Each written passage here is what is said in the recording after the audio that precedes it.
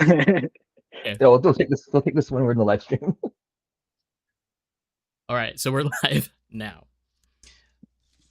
and we're just gonna wait for it to catch up for a little bit here.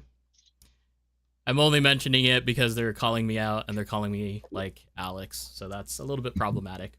That's not good. That's just saying, next he's not gonna have any batteries charged, which I always charge my batteries, unless it's like the next day or something like that. Then I just bring my charger. Hey everybody. This is Saturday night at 8 p.m. Pacific Standard Time and 8 a.m. over there across the ocean there. Logan's at work, yes. Logan is definitely at work. So, welcome to our show. We've got some hot topics that we're going to cover, or at least very polarizing topics. That's kind of lit a fire on the drift community and all sorts of chat and keyboard warriors and all that fun stuff. So let's dive right into it. If you don't know, this is Kevin, by the way. We'll do a little bit more introductions, but we're gonna get through all like the typical stuff first. So hold on tight. I'll try to get through it as fast as we can, and we will go through the things. All right. So to start off, I didn't update my notes. Tandem Tuesdays are a thing. Oh, and if you do see a thing, like if you do put emojis in the chat, it will show up on the screen floating around for a little bit. So that's a fun new thing. Spam to your heart's content. Okay, so let's see. Tandem Tuesdays is still a thing. They're starting a new series.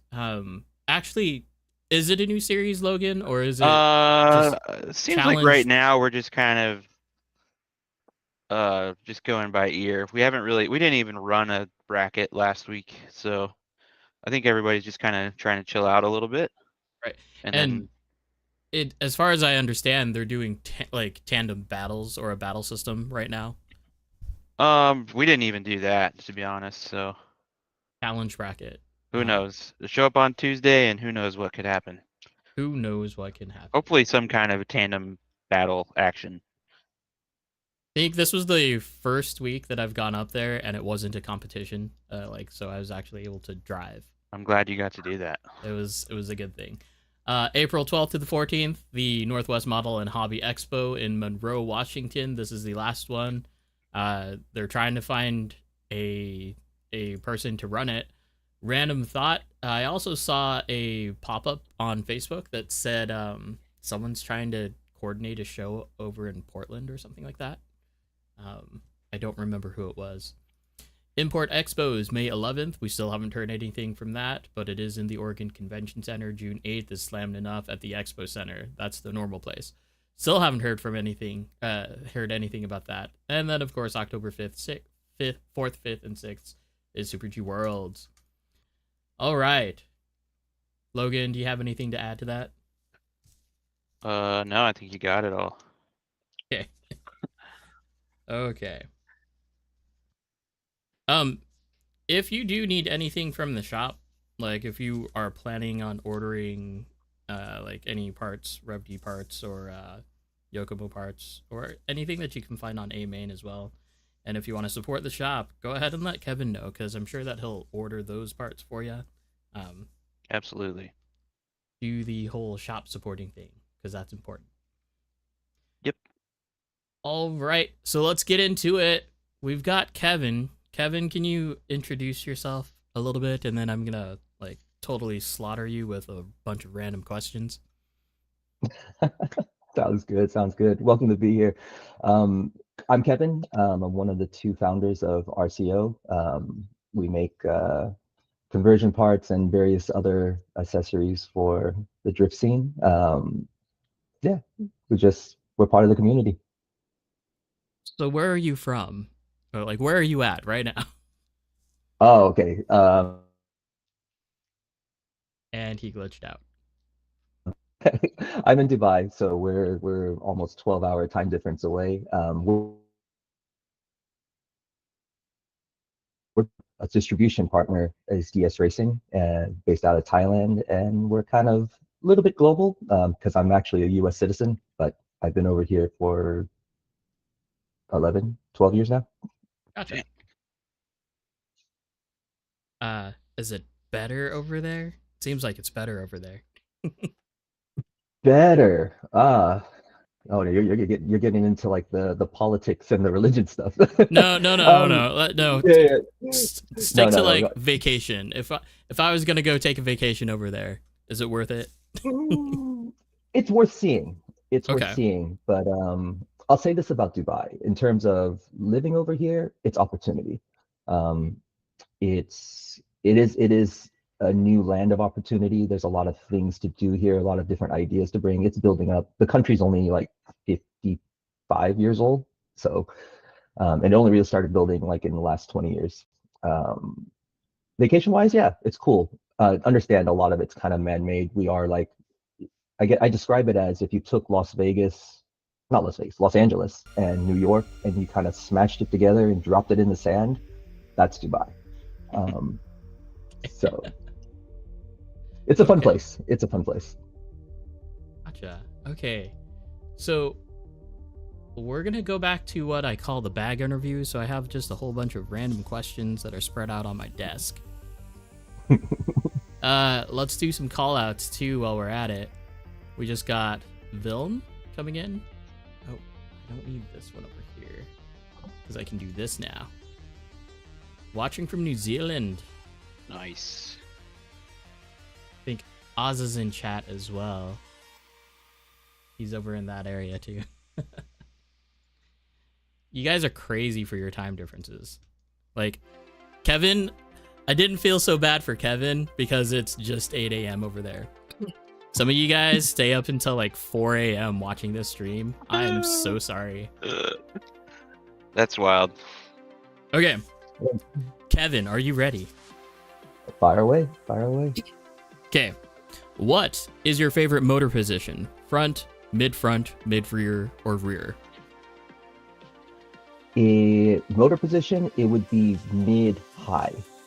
Mid-high. So, yeah, I guess across the 7 or 8 chassis that I'm currently testing, and just kind of like the evolution of where I've come from, I prefer motor, if possible, above the axle, center line of the axle, in the higher position. And recently I've been going really back and forth between the Shark transmission and the RDX transmission, because both of them have the motor above the center line. It's just the Shark is a little bit lower, RDX is a little bit higher, and I like a bit of roll, the weight, to be able to help actuate the rear end. Sure. What surface type do you prefer? Now you're fun. So Dubai, we don't have like a dedicated track. So a good friend of ours, Octane Car Service, they let us come out and play every weekend. So our home track is epoxy. Believe it or not, I'm not a huge fan of P-tile. I think I started and I gravitate towards more like ultra slick surfaces. So I'm thinking like M-Speed in Thailand. I think they use like a ceramic tile, and then like Todak, they use like an ultra fine polished concrete. So I prefer the more loose surfaces. But with that being said, the new gen style, and I guess the trend that's coming in with P-tile, we do have more grip available to us, especially with like the tire choices and stuff like that. So it's I guess preference would be slippery, but I guess being forced to adapt to the new age, the new styles. Mm-hmm. I mean, so when we were watching TDC last year, like, it was interesting to watch the guys kind of, what do you want to call it, adapt to that slick surface, right?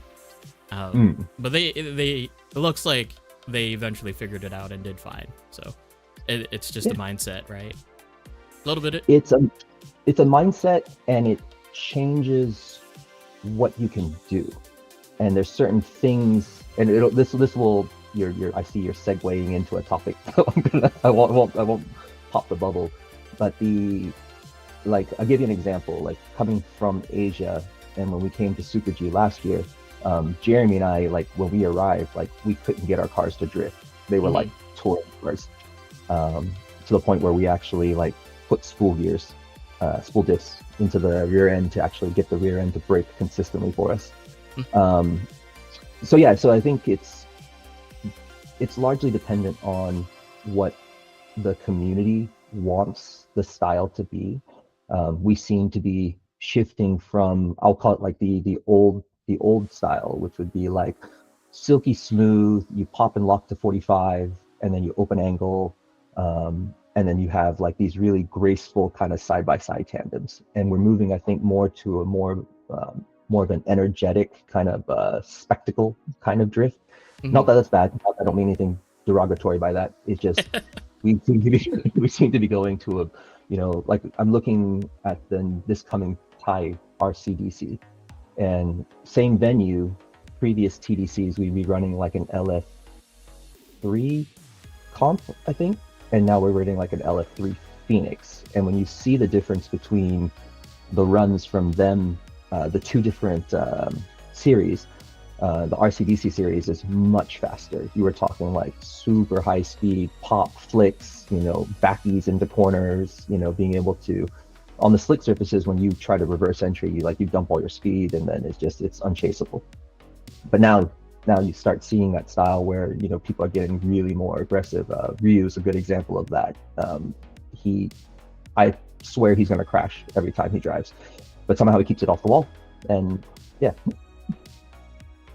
And do you think that aggression is just the evolution of the sport, or is it just localized to regions? No, I see it from both sides. Okay. Asia, I think the US picked it up a little bit faster.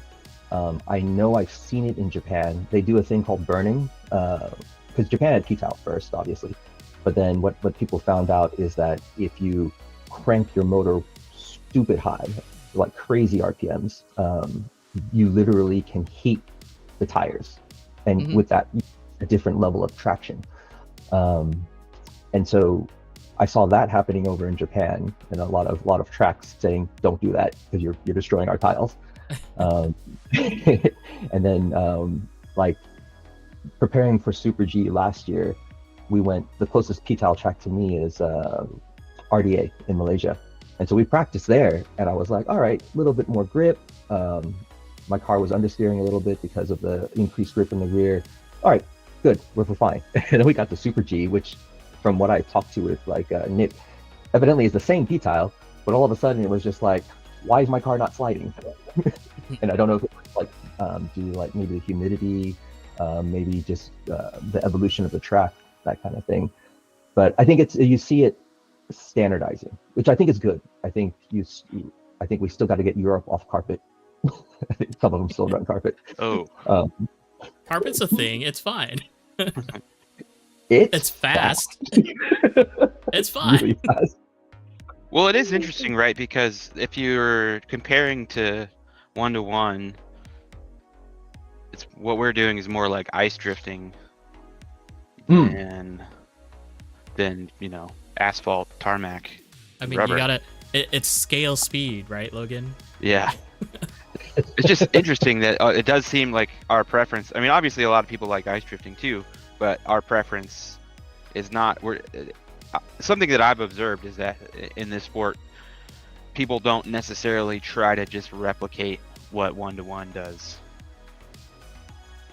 I guess you could say, I mean, when we look at the cars, just the cars themselves mechanically, our RC cars can do way more than what a 1-to-1 car, if you were to scale it. Like, yeah, we have like infinite steering adjustability, horsepower wise.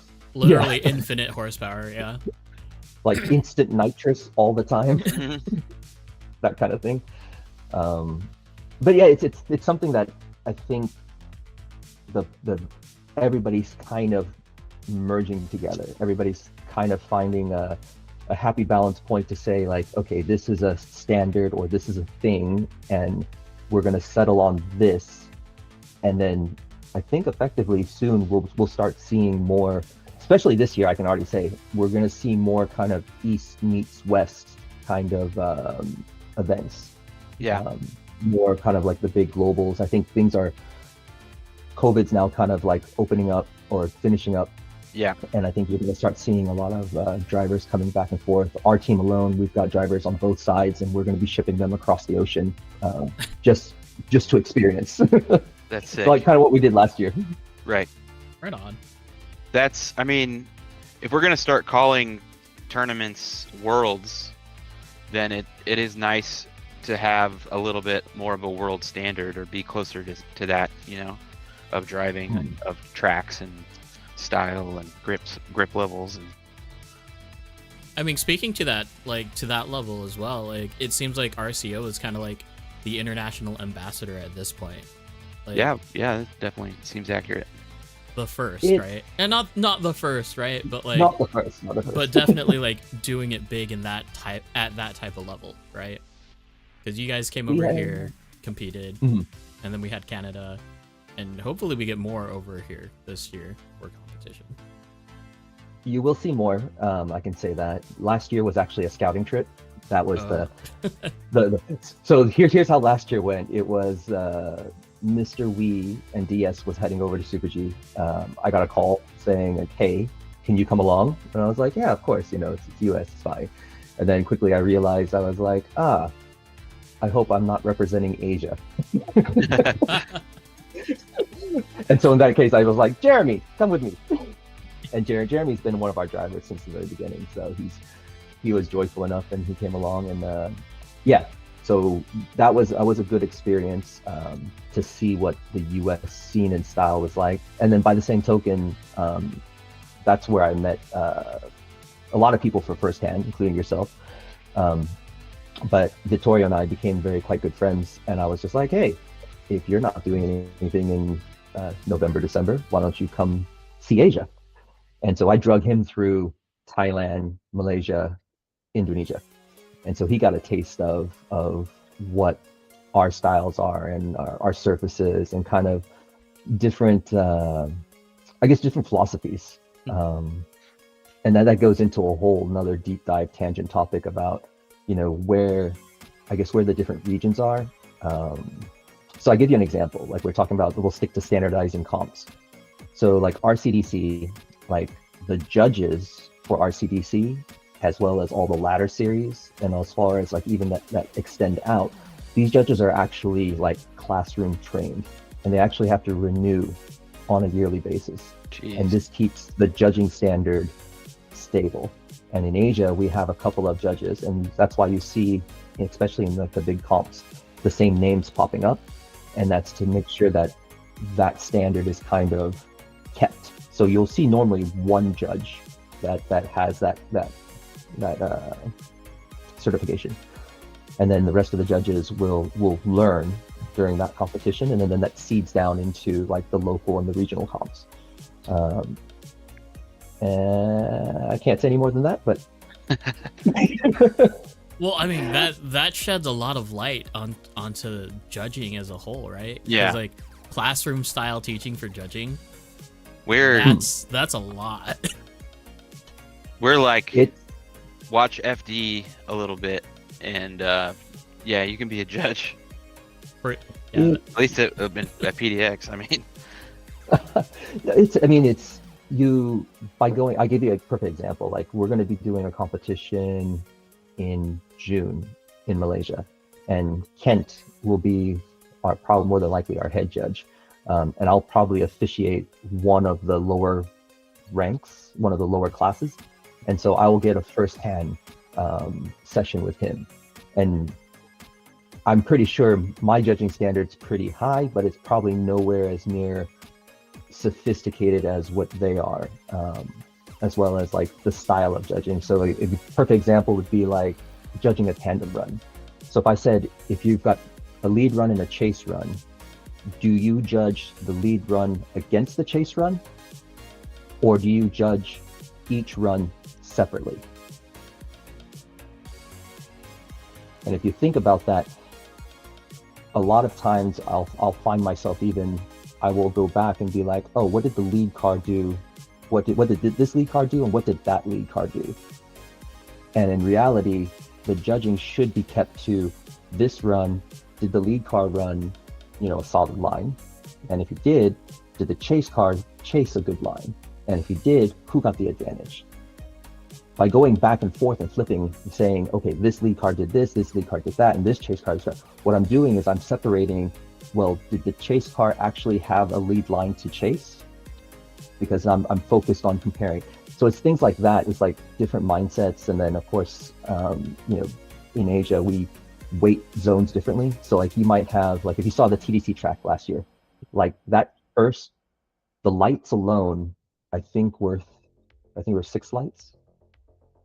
I think the lights alone were worth like 25 or 30 points out of 100. So you had to hit the DGS lights. Then you got to the actual zones themselves. That first zone was only worth like 10 points. And that last zone was only worth like 15 points. So everything was based upon exiting the first brush zone, the throw, the angle, the commitment, the proximity into the next brush zone. And so these are, I think, as a whole, as this starts to sink in and start to kind of like sprinkle around the world, I think we'll start seeing maybe a standard. But then again, we also, like in real world, we saw Formula Drift go one way, and then we saw the the different drift series go different directions. And like even in like Europe right now, like Europe, this is always interesting because I see them sometimes like on open tracks, and I'm just like, wow, like the high speed, high initial, and then I see them like on like an oval. They're just drifting. Yep. And I'm like, okay, that works. Yeah. Mile High is asking clean lines over proximity question. If you're talking from Asia side, it is okay. So, that now we're getting into the main rule change. I think that you're going to see this year at Super G, and I saw it in round 1 already. So, in Asia, angle match is deemed higher than proximity, but there's a piece there that needs to be put in, which is there's a chase distance, meaning that if I say the chase car must be within 1 to 1.5 car of the lead car, that is the chase distance, meaning that as long as the chase car is within that distance, he can accumulate points, and then the angle is priority. So whereas I know like in like previous year, the proximity was given more points versus the angle match. And the angle match is important because what it means is that as a competitor, I now have to accommodate both fast and slow cars, versus that if I'm only doing proximity, I'm going to make a car that screams, that runs away on the lead run. And then on the chase run, because I can be close to you and run very, very shallow angle to slow me down, it puts me in a very advantageous position, versus when you're angle matching, if your lead car is like silly fast, fine, go run away. But when it comes down to the chase, you probably will not be able to angle match, in which case you'll be a deduction on points. So that's just coming from the Asia side. It is a balance of both. Both are important, because if you can angle match, then of course the proximity comes into play. But the preference is given to the angle. Okay. Yeah, it'll be interesting to see. And honestly, like even at PDX, the level of driving is just automatically like accommodating that style of driving. At least I feel. Like James, you've only been in Portland area for what, a year now? How have you seen it grow over at PDX? I would say pretty much like better driving line. The proximity has changed incredibly. It used to be, maybe 1 or 2 car widths away, and now people are like driving door to door. I admit I'm still in that older mindset of like, trying to keep up so I'm not full matched angle. So that's something I am trying to work on myself and be better at, is being, angled to the lead. But overall, like for the amount of time that PDX has been open and to where it is now, it's almost like the same thing seeing Rolling Garage. Like I got to be around Rolling Garage when it was in its first, before it wasn't open for a year. and going there from when it, you know, first couple months is open to like the 1 year anniversary and 2 year anniversary is like, oh my gosh, it's like leaps and bounds. So like, it was insane on how fast they progressed. And PDX is kind of that similar story. So yeah, I think it's definitely becoming more and more competitive. Oh wow, it's funny watching how much delay there is between your audio and the actual video for you, James. I know, it's bad. I'm sorry. Okay, coming back to it, random fun question. What is your favorite candy, Kevin? Twix. Twix. Twix. Any version of Twix? Or just the tried and true? Yeah, plain OG. Like if I'm going through an airport, going on an airplane, I'll just find me a little Twix candy bar. Can we go as far as saying the left one or the right one? I am indifferent. I'm equal opportunity on that. Remember when that was a thing? Oh yeah, Yes. it's a big deal. Okay, so this shouldn't be too much of a big question because I think we all know. But what chassis do you currently drive? Is your number one go-to chassis? Oh, I'll let you take a guess because I don't think you'll get it right. Oh, okay, fine. Against marketing, okay. Well, What do you okay. think? What do you think? Gut would say Kansai V2 RDX chassis, right? You are half correct. Kansai V2 Shark with DDS. A little bit of mix. So I've got two main chassis. One is a full Kansai RDX, and I had a lot of help from RevD Malaysia, giving me a lot of insight, a lot of tuning, a lot of kind of like the philosophy for that chassis. And then my other chassis is actually, it's a Kansai deck, used to be a Shark rear, is now an RDX rear with a DDSS front. Okay. And that has, I guess it has one of our newer components on there that isn't quite released yet. We were supposed to release it in February, but it'll come out here in March, which is our battery holder. We call it Ishi. It's an aluminum setup that's in the middle. And we've kind of learning from RevD the philosophy for the RDX, because the battery holder is actually like a foundational support piece to the chassis, and then the rear end claps onto it in the front end, versus like the, I guess, more traditional like Overdose or YD2, where you have just a lower deck and upper deck, and it's more of a load base twist kind of. So it changes how you can play with flex, and that's kind of where we dived into it. And we started the idea of tuning flex, and then it caught on, and then now in the industry, like flex is like a super big thing. And it's funny because we learned you can go so far one direction, and then it starts to do certain things. And what we found is we were actually going the other way. So we want, especially if you're running like a TK setup, you want like a really stiff rear end to be able to get the roll and get to actuate the back. And then the front, you want to dial it to your track surface or how aggressive you are, and how you want to catch it. So like when I came to Super G last year, I was like, everybody was running like what we would call like a wet noodle. And I was just like, how do you guys drive these things? And then I was realized like, yeah, you guys like Hail Mary into the corner, and that flex allows you to catch the car. And that's one of the things, like from the Asia side, we just don't have the grip to be able to throw the car like that. So it just, in Asia, like that kind of flex just equates to like no steering front end. Like it's lazy.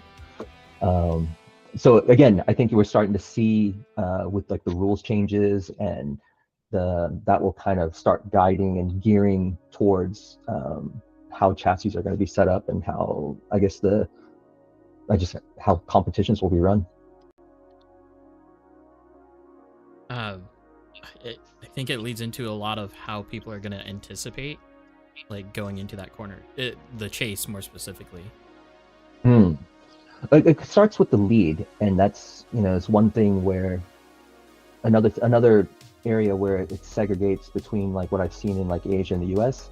Like in Asia, when we go through our driver briefing, that can be like a 30, 45-minute long session. And the judges will literally dictate and lay out every, like, we put all the shells on the track, and they'll put them at the angle they want, and they say, do this. And then the questions start. Well, what if I run more angle than this coming out of like this manji or this drift or this? And the judges will tell you, this is what we're looking for. We're looking at this angle. And if there's too many questions, or like in TDC, the reason why TDC runs 3 competitions. So when you do like TDC or like this RCDC competition that's coming up, we will do like a trial competition before we get to like the main competition. And that trial competition is as much for the drivers as it is for the judges. So the judges will see, oh, the track's too easy, everybody's getting too high of a score, and they'll adjust things. Or they'll see, okay, this particular zone, so many people are running super high angles, or they're coming out too far off of a particular corner, and we need to, remark it to be able to allow the lead and the chase to follow correctly. And so I think you have a lot more judge input coming out of Asia, and that helps set the tone for the competition, because you know what to do. As a driver, I know what the judges are looking for. I know where I can be extra spicy and maybe get some extra points. So like in Asia, we don't have style points. Like that's not built in. So if our scoring is like 0 to 100, there's no style in there. That is all technical.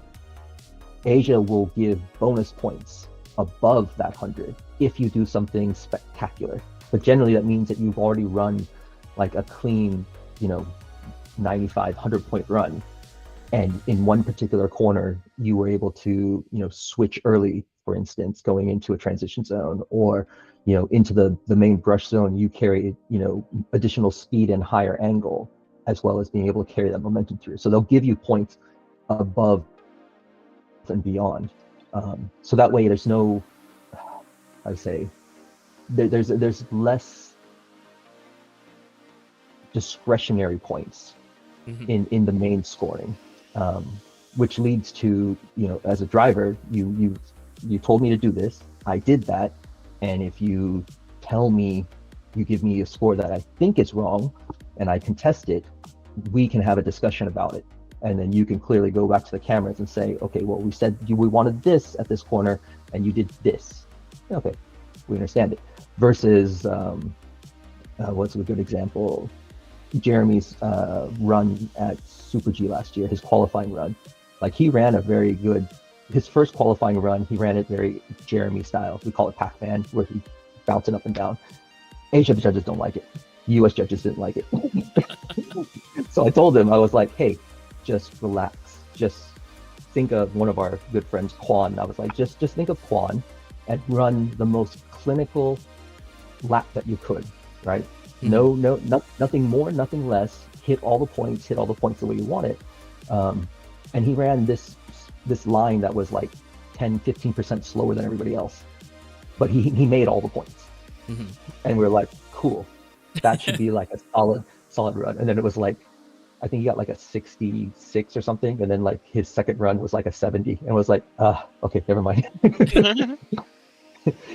Again, it's part of the learning process, and we're traveling the world, we play in different sandboxes. So even if the judging is to come, the tracks are evolving more kind of into the same grip level, and the styles are, ultimately it will still come down to the judges. Each judge has a different outlook, and that's the key part for the briefing, is that the judges for that particular competition will dictate to you what they want.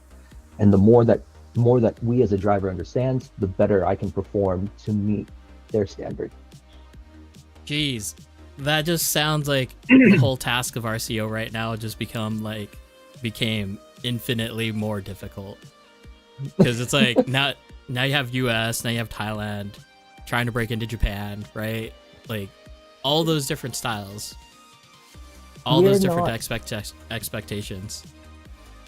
There is, but I guess I'll lay the premise for what RCO is. Like I think we're like 12 to 15 international drivers now, and I tell my drivers, you're picked because of your skill, but you're chosen because you're an ambassador, as in you are a good face to the RC world. They're a good face to the drift world. And what we're trying to do this year, our kind of ethos is like East meets West, and that's the reason why we built the driver program that we did, to be able to, help the drivers in their individual regions, but at the same time to be able to bring them across, and so that one can experience the US style and one can experience Asia style. And like, I think, yeah, so end of this month or this week, I'll be in Thailand. And so we'll be grouping up with our Singapore and our Thai drivers. I don't know if our Malaysia driver will make it.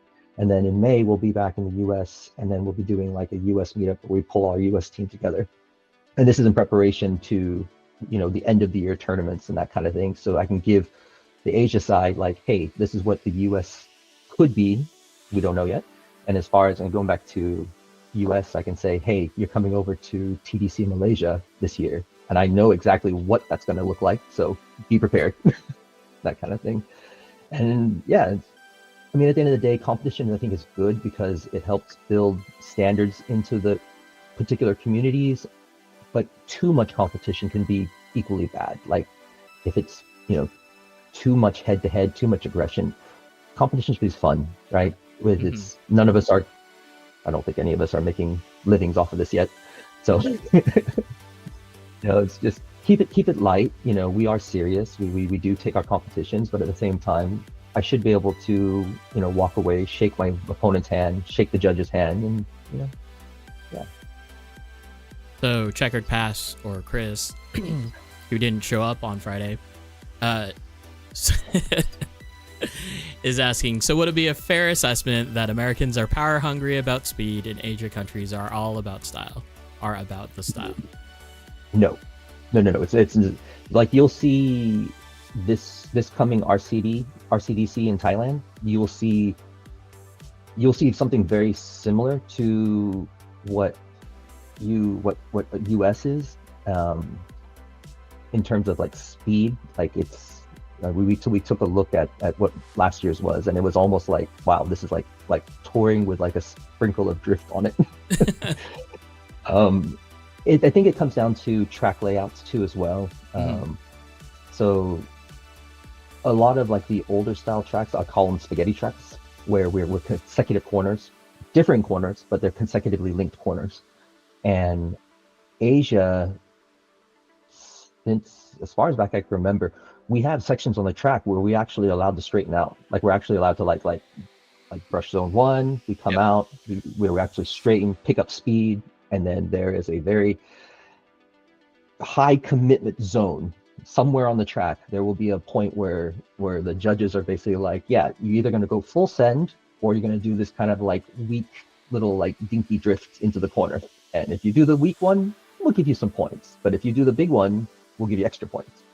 And that's a very interesting differentiation between what I see between like US and Asia. Like the new Super G layout, for instance, I was quite interested there. They got some elements of that coming into play. But like have a watch for this next RCDC coming up. Like where is it? I think it's I think there's one corner that will make no sense when you look at it on a map. And I'm not quite sure how to approach it, but it's like a really high speed entry. There's an initiation, and then the corner tightens, like it's like almost like an L. And so you have to throw it, kick it in there, get the car rotated, slowed down, and then to be able to brush the next section of the wall. And that almost requires the reverse entry, almost.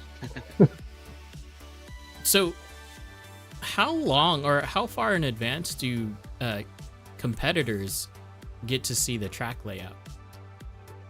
Or do they get to see it? Depends on the tournament. So like I'll use like the one coming up at RDA.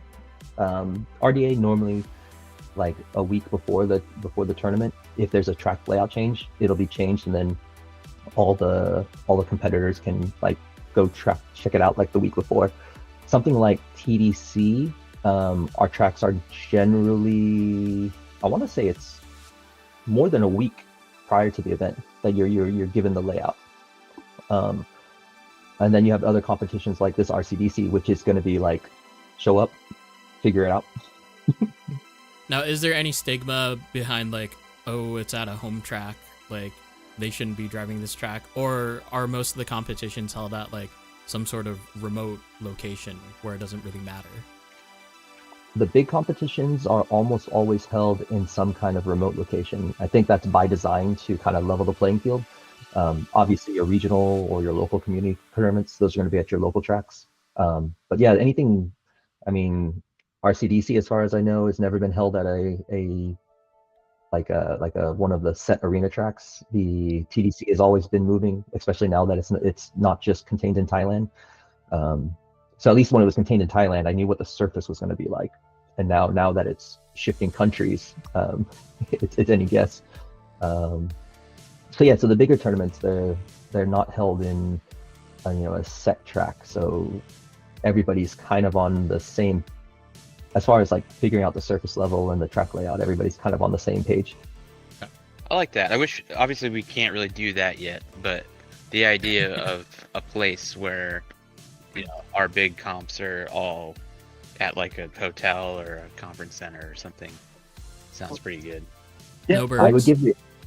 So Logan, Go that's ahead. kind of similar to when we did our round 2 last year at the Yeah. park. That was kind of like Yeah. no one, foreign surface. We don't know the track we're making it that day, so it's Yep. kind of like, no one, everyone's on their toes. Yeah, that was cool. And then Kevin, is SD RCDC, isn't that still held like I thought like Haneda Airport or one of the airports contour rooms does it or something like that? Yes. Or? Yeah. Okay. I don't remember if it was last year, but yeah, all previous years I remember they were held. They're held at the airport. Yeah. I was going to suggest, if you are looking for venue space, check with your local malls. Generally, they're very open to doing events because they like foot traffic, and they know a tournament of sizable size will normally draw that in, and it's not too much of a setup. Generally, the question that whenever we get that is, are you going to destroy the floor? And it was like, no, that kind of thing. Are malls still popular over there? Oh, Like- yes. So okay, this is one of my good experiences coming from US to Dubai. Like in the US, like if you want to do anything, right? You can go to Walmart. If I need something specific, I can go to other places. But if I need anything generic, all in one place shop, I have a Walmart. So in Dubai, that Walmart doesn't exist. So it's basically replaced by malls. Same somewhat in Asia. Asia not so much, but in Dubai specifically, yeah, we have these massive, gigantic malls, and it has everything.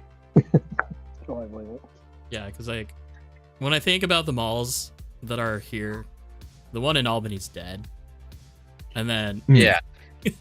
then we go up north. Salem is weird, and then Portland malls. They're kind of They're all dying. they're all Yeah, dying. they're dead.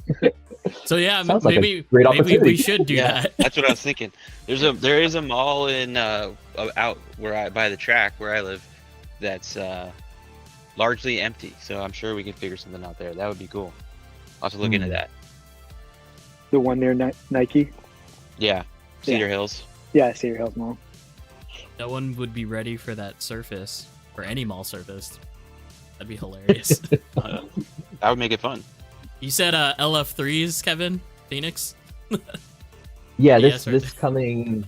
So like when we're like it's weird. It's interesting because like so you get competitions like in say Singapore. I'm pretty sure it'll happen this year too. In all previous years, we have to run a forced 35-65 weight distribution. Oh, that okay. Yeah. So that's also actually prominent in Europe. I think France or Spain. It's actually a rule set that exists over there. It's an old RCDC rule set. Singapore likes it because they're sadistic and they just want to make everybody change their cars.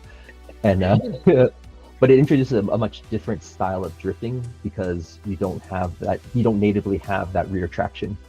And I think over in the original ruling, what I think was because of RCDC used to be carpet, and it was for a way to slow the cars down.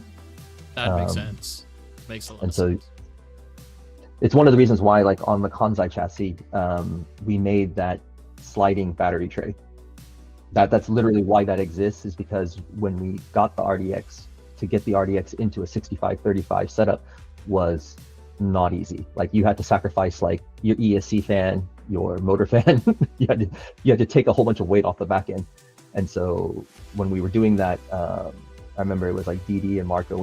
One of them gave me that idea, and they're like, "Oh, if while you're at it, if you can figure out the weight distribution thing." I was like, "Oh, I know, we can just make the battery slide, and then you can shift it 3%, 2-3% front and back."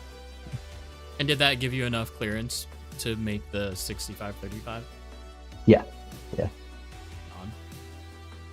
Between that and then the chassis being lighter than the original one, I think the last Singapore was fun because Didi, who's one of the judges, gave Hikomo his car.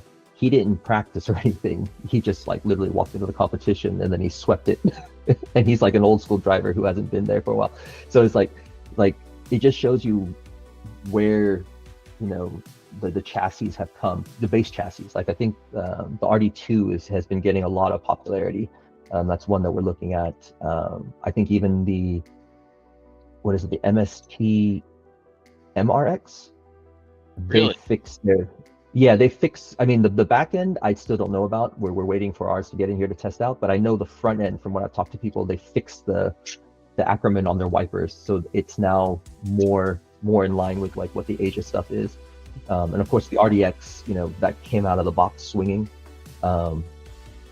Again, different philosophies. I mean, RDX or Rev D doubled down on the whole plastic fantastic. But I think a year into it now, I think you're starting to see that they've turning the page. They're starting to add some carbon components. They're a lot more aluminum. And it just might be the normal cycle for like where chassis are.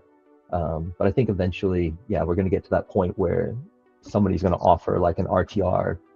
Maybe it's a partnership with like Accuvance or OMG, some electronics, and then boom, you know, here's a car, don't touch it, go learn to drift.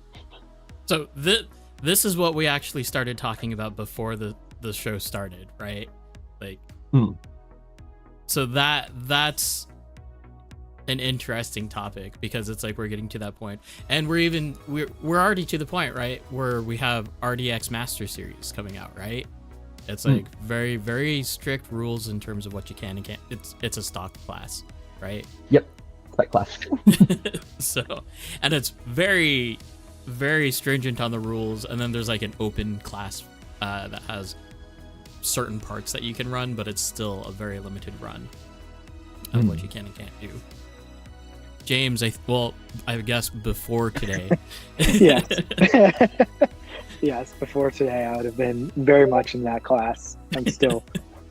I ran plastic chassis RDX for almost a year now, solid, and just happy with the performance with it. But yeah, a little bit of a change now.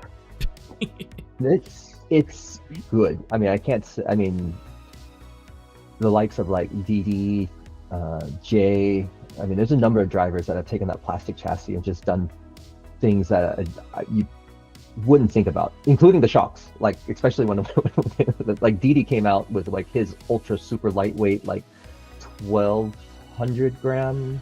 That's with battery and shell and everything. Wow. I was just like, wow, like your car runs awesome. And he's like, yeah, it's on the plastic shocks, and I'm just like, screw you. Wait. So this is Logan's question, or Logan-based question. Kevin, are you a light chassis guy, or are you a chubby chassis guy? I am an in-between.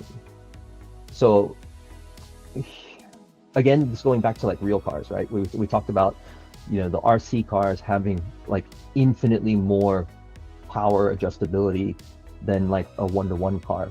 So when we look at our chassis, there is a certain limit, I guess, a certain amount of weight that's needed. So I guess, unlike a real car, we have rubber tires that are inflated by air, and I can adjust tire pressure to balance fine tune. All right. We shift over into the RC world, and I've got these little plastic rings. And so these plastic rings don't have any adjustability built into it. Everybody gets spec'd and standard on it. So then what it comes down to, and this is a test that I did with the RDX, the front end, the first thing I did was I moved the servo back. And in my experience, when I did that, I lost front end grip, like a steering response. It felt a bit, understeer a little bit more. It just didn't feel like it had the bite. And so then I went the other way. I started stacking weight on the front, mainly because of my Shark. So my Shark drove phenomenally. Like I still say this as terms of like front end setups, I think the DDSS is still a slightly cut above the rest. I've tested whether or not it's the electronics, and it's not the electronics. It is really good when compared, like coupled with like a Futaba setup, but the Shark DDSS system itself just has some kind of magic to it. The best I can explain it, it has the ability to angle the wiper, and being able to angle the wiper slightly changes how the front end grips up. So I always say, like, my DDSS and my teammates that use it, it's almost like a get out of jail free card. Like, I can get the car so wrong, like absolutely wrong, but I won't hit the wall. Like, I can drive out of it. And so I started researching why was the DDSS so good. And one of the things that came up was weight. So I weighed what the front end of my RDX with the DDS was, and I kept stacking weight on the RDX. And true enough, the RDX got better by putting a little extra weight. And then that's eventually when we built the SOTA, the adjustable caster plate. We just said, right, I can not only make it more rigid on the front, I can add the weight through there, and then I can do the caster adjustment. Boom, and we took care of that. So what was your original question again? I just want to it's a question that I always like to talk about. He originally asked if you were someone who likes a lightweight car or a heavier car, but I think from what you've said, what you are more concerned with is the weight balance overall, I would say. Yes. So back to that, it goes to, you need enough weight to activate the suspension. So my background before playing around with all the toys and whatnot, I used to do like circuit driving and instructing, and we would always say, what is your suspension for? And most people would be like, oh, it's for comfort, or it's just to soak up the bumps. But in motorsports terms, your springs and your shocks is basically controlling the weight and the motion of your car or your chassis. So you need to have enough weight to be able to work your springs and your dampeners. Having too little weight just means that your car won't roll, and not rolling has different side effects. So depending on your style, and it'll always come back down to like driver preference and as your driving style and what your particular scene or what your judges are looking for. The weight, generally, I would say if you're like between, say, 1300 to maybe even as high as like 1450, that's kind of like a sweet spot. I don't think there's any real, I've seen advantages where you have like ultra lightweight on slick surfaces, but when you're talking about something like P-tile, which has a bit of a grip to it, you can manage more weight, and by managing more weight means I can exploit that weight, both in terms of roll, putting the weight on the back to get more rear traction. When I throw the car, I don't have to worry about that pendulum effect as much, but like swinging out my rear end. So you just kind of have to dial it into your particular scene. But generally what I've seen traveling around the world, somewhere between, say, like 13 to like 1400, 1450, it's kind of a sweet spot. I've seen cars go down as low as like 1180. But generally also too, most tournaments, thinking back, most tournaments will also have like a minimum weight rule. Right. We definitely have that. We're like we're 1300 here. Yeah, that's what I thought. So cool. So then the second part to that question, I think you kind of already said it, but what is your preferred weight balance? So for the this is verbatim, straight out of Rev D, 68% rear. That is what I was told from Rev D. And so that particular chassis was I'll call it like a collaboration. Like, it basically has all the RCO parts on it, It had all our test parts on it, and it had all the Rev D parts at the time on it. And we went through and we were going through, and certain things were very specific. Like the Rev D chassis out of the box is very rear bias. Like it has a lot of rear grip. To get that chassis, the collaboration chassis, to where it is, we were actually decreasing the rear grip. We were actually pulling grip out of the rear to better balance the front. And everything I knew was like, this doesn't feel right. But what it equated to was a car that would flow. I almost explain it like water. Like it would flow from corner to corner very gracefully, very easily, change of direction. But you as the driver had to make sure that you maintained your momentum, because if you dropped your momentum, it was very difficult to get it back because you didn't have that little bit of extra burst acceleration. That's kind of what led me down the line to put the DDSS on the RDX, because it was like, okay, if I'm taking a base RDX, even with the caster plates and everything, to get the front end to grip up better, I'm still reducing grip on the rear end to balance it. But if I know my DDSS is giving me innately more front grip, then I can just leave the rear end alone.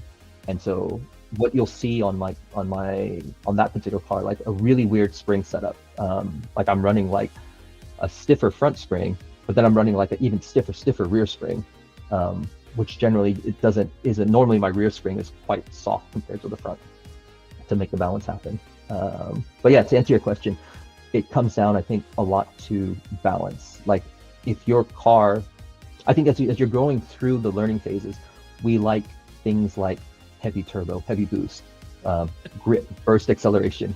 It's all the exciting things. But what happens is, as you get closer to the top end, the pointy end of the competition field, you notice that you can't yo-yo. Like that, if my car is so fast and I've got more burst acceleration than you, and all it's going to cause is the cars to just, accordion effect. Yep.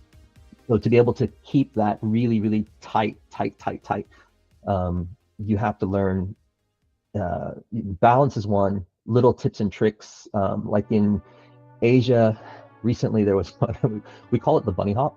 It's like, so again, we have these like sections of the track that are quite straight and quite long. And natural tendency would be that you exit the brush zone and then you just kind of slowly ramp up on the throttle and you're accelerating through. That's actually not the fastest way through that. You can actually do what we call like a rabbit hop. So as you come out of the corner, you're going to give it just a little bump and it's going to dig the rear end down, and then you're going to let it go and it's going to leap forward a little bit, and then you're going to hit it again. So you'll like on a straight, you'll like basically like modulate the throttle like 2 or 3 times, and you'll see the car kind of like skip. And it'll open up half a car length, but half a car length in going into a big brush zone, that's the difference between whether or not you'll be door to door or you won't. Yep. And so you see that as you get through to these higher levels of drivers, like all these little things that you don't notice because there's too much noise going around. Vittorio learned it first when we were at Todak. So it was his time. It was just the 2 of us for the morning session. And we thought we had the cars pretty dialed in. And then Kojak and I think it was Adam, they joined us on the track. And all of a sudden, we were train of 4, and those 2 cars would just leave us. But they wouldn't make any noise. No turbo, no boost. And I know Kojak, if you listen to this, I know you did it on purpose to prove a point. And it was just like, ready? I'm going to drive away from you. And then he wait for us to catch up on the next lap. He would do it again. And like literally after that, I remember Vittorio was like, "I'm skipping dinner. I'm tuning." I'm like, "All right, I'm gonna go eat dinner." That's funny. I kind of experienced, maybe you wouldn't call it a bunny hop, but I was driving with James yesterday, and there was one particular hairpin where I noticed I could, like, going from the hairpin to like the next left turn was a medium-sized turn. And on the transition, if I would just kind of let off the throttle a little bit, I would have some decent wheel speed coming out of the zone, let off the throttle a little bit, and just by letting off, my tires would grip up and I would kind of rocket with him into the next turn. It's kind of very weird to let off the throttle and see your car lurch forward. Here's something to try. I'll give you a little fun one. If your ESC can do turbo on and off ramps, so you can change the speed. Generally speaking, I'm not 100% sure if this applies to like 3-gear or 4-gear transmissions, but generally speaking, like if you take your turbo off and you lower it, so normally a lot of people, like if my turbo on is like 25, we'll equal it out. But if you set one at 25 and you take the other one, you start lowering it, say like half, what you'll find is once you let off the turbo, the car jumps forward. Now, you got to find how that affects you in the brush zone if you're firing the turbo off the float. But that's another way to kind of like accelerate that kind of like that leap effect when you hit the turbo and then it doesn't, like the turbo doesn't spool down. Like it just lets the car run on the decel. Yeah. That kind of thing. Sorry, I'm paying attention. I'm just watching my stream kind of crash at the same time. Oh no. Oh no. So maybe it's not PDX. Uh-oh. Adam. But this is coming from my full, like, my desktop computer, you guys. I have to take this moment of confusion to show everybody what I've been working on. Just doing some stickers. Ooh. These are all like multi-layer vinyl. So extra work. The die cut life. I've been working on stickers over the last few days. I've probably like 8 hours. Stupid. No, but it's good though. It's actually one of the things that, so we'll segue a second. Like you see the scene growing up quite quickly in the US. And I've noticed that a lot of people have popped up online and asked me like where can I buy this? Can I find some painters and whatnot? And I think I can't paint, but I can sticker the hell out of a shell. So yeah. I think stickers is a great way to kind of elevate, because I'm not a street style kind of guy. So like none of my chassis are like street. Everything is like race and has to have like fancy liveries, and you and I would get along great. That is exactly myself. Bingo. Yes, race car. Yeah. Mine are on my walls. The brighter, the more colorful, the more contrast. Like my partner Nemzi, like he's like the complete opposite. Like he prefers kind of like the subtle, like street style, old school, low origin look, and I'm just like, it's so boring. Race car life is definitely my alley. Absolutely. I was saying stickers is the first one, and then I think soon you'll start getting those doing masking, where you can do like full paint. And I've seen some amazing work. I've got three different artists. One here, my buddy Dennis, Syker in Malaysia, and James in Thai. Like these guys, like I just commissioned. I bring shells to that country, and I'm like, here's 4 shells. Paint them whenever you have time. Yeah. I'll try not to destroy the other one. My coworker is big into painting, so I haven't been forced down that rabbit hole yet. It's always too easy to just hand it to him, but we'll see. I could see it happening. I said we have many talents, so I focus on my talents, and then I will exploit my friends for their talents. That's what it is. It's like I know he'll like go crazy and do it really good, and I'm like, man, I would lose patience with paint pretty fast. So like I'm the opposite of Logan. I always did everything paint, and if it's like my next body is the first one I'm ever having like really commissioned, and it's kind of like a biggest relief. I'm like, oh, I don't have to go through like the hours and hours of getting, this perfection of trying to nail everything on the first. That's why I compromise with Steve, and like basically this is like the colors and everything is paint, and then all the logos and sponsors are vinyl. So I don't make him do all that extra work to paint the other logos. Plus they change, and obviously that's why I'm redoing this one, right? Because there's been some teams and stuff happening, so it's yeah, if you had to paint this, that would be crazy. See, but that's the theme, right? Like I guess you can't see it. Like up there.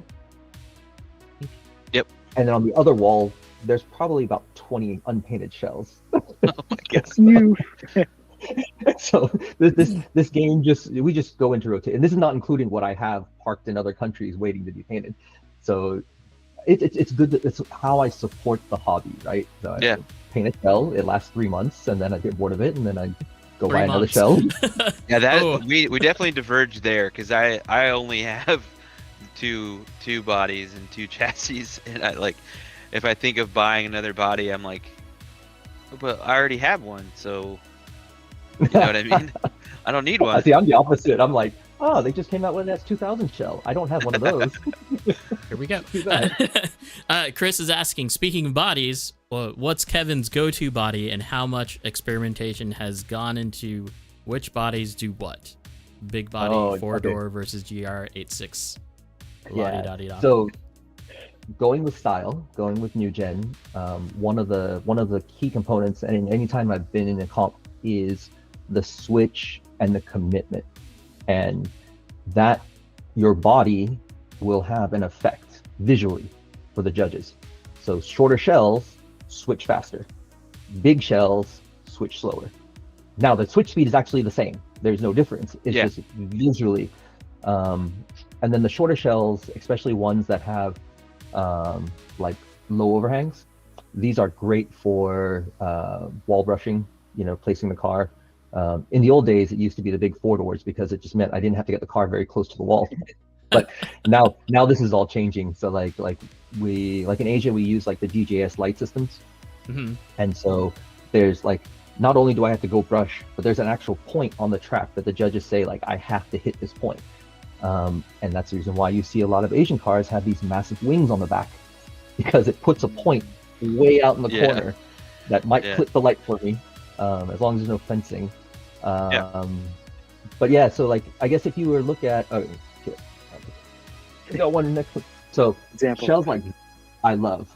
This is like this old school Yokomo like 180, but it's too big for what I would call like a comp shell. Comp shells would be like the GR86 is an easy one. The 400 is a nice one because it actually has a combination of like a low rear, but kind of a longer front. So that's kind of tricky for your opponent, or can be. Then you have the the ones that we're running this year as our team shells. We found a few of them. Was the old Yokomo E92, the old Formula D shells. So we found a person who was hoarding these in Malaysia, or in Thailand, and so we picked up a couple of those. The GR80 or no, the GR Yaris is a good one if you can get it to fit your chassis and if your rules allow that short of a shell. But yeah, generally the shorter the shell, and then the lightweight, because a lot of people don't realize, I think, just how much weight your shell actually adds to the chassis. So if you're making competition focus, that's where it is. But if you're freestyle jamming and whatnot, whatever goes. That's the thing with short shells too is if if someone's, at least the rear overhang is longer than what you have, then the visual of you guys tandeming, even if they're as close to the wall as you are, the visual is that they're shallow, right? And they are, just because of the physicality of having a longer rear overhang. So I think that's why you see a lot of, at least where we are, like people are seeking out short rear ends. Absolutely. And what you get in depending on also to how your comp lays the track out. So like the DJS light, it was one way to kind of like equal the playing field in terms of the shell length.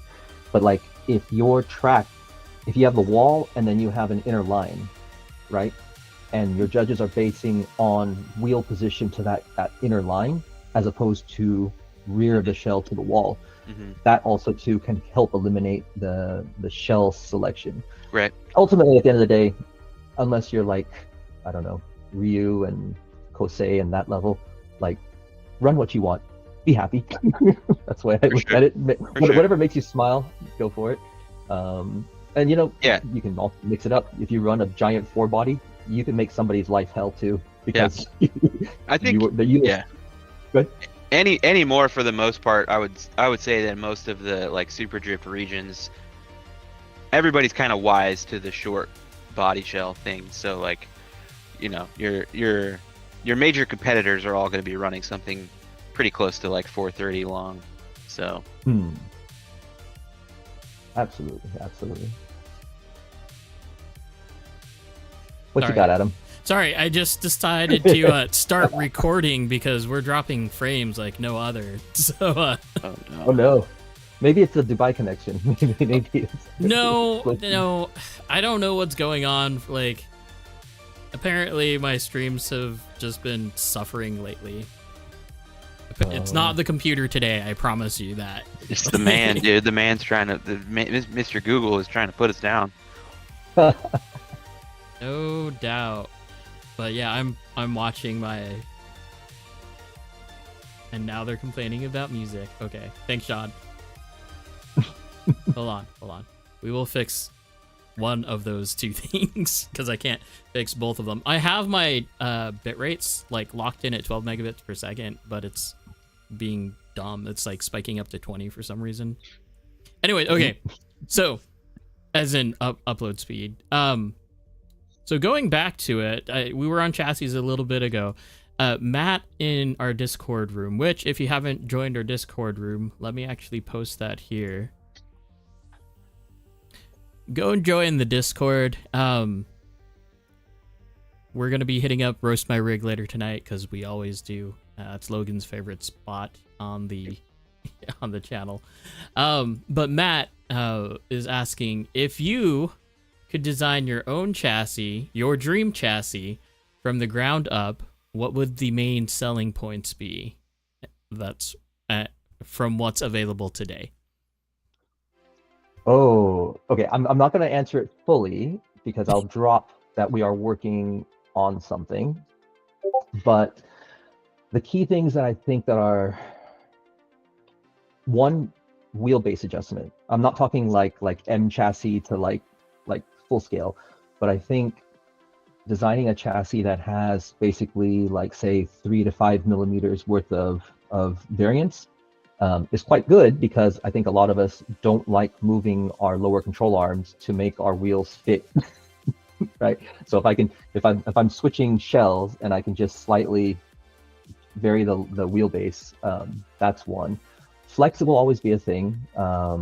Again, it goes back to like we've adopted the RDX style of flex, where we basically have built in a very strong center section with the battery tray, and then you can independently adjust the front and the rear how you see fit. Things like load transfer or like high CG. So an interesting thing I don't think a lot of people realize is like when people are like, oh, I'm doing a load transfer setup and I'm going to put my battery like silly high. And I'm like, you do realize the battery weighs less than the motor. So me running like a high motor position is technically already kind of a load transfer type setup. But I've not seen anybody convincingly prove to me like in a competition setup that a LT is kind of the way to go. At least over here on the Asia side. What do we have? I'm a direct steering fan. I'm just sold on that. I haven't gone DDSS.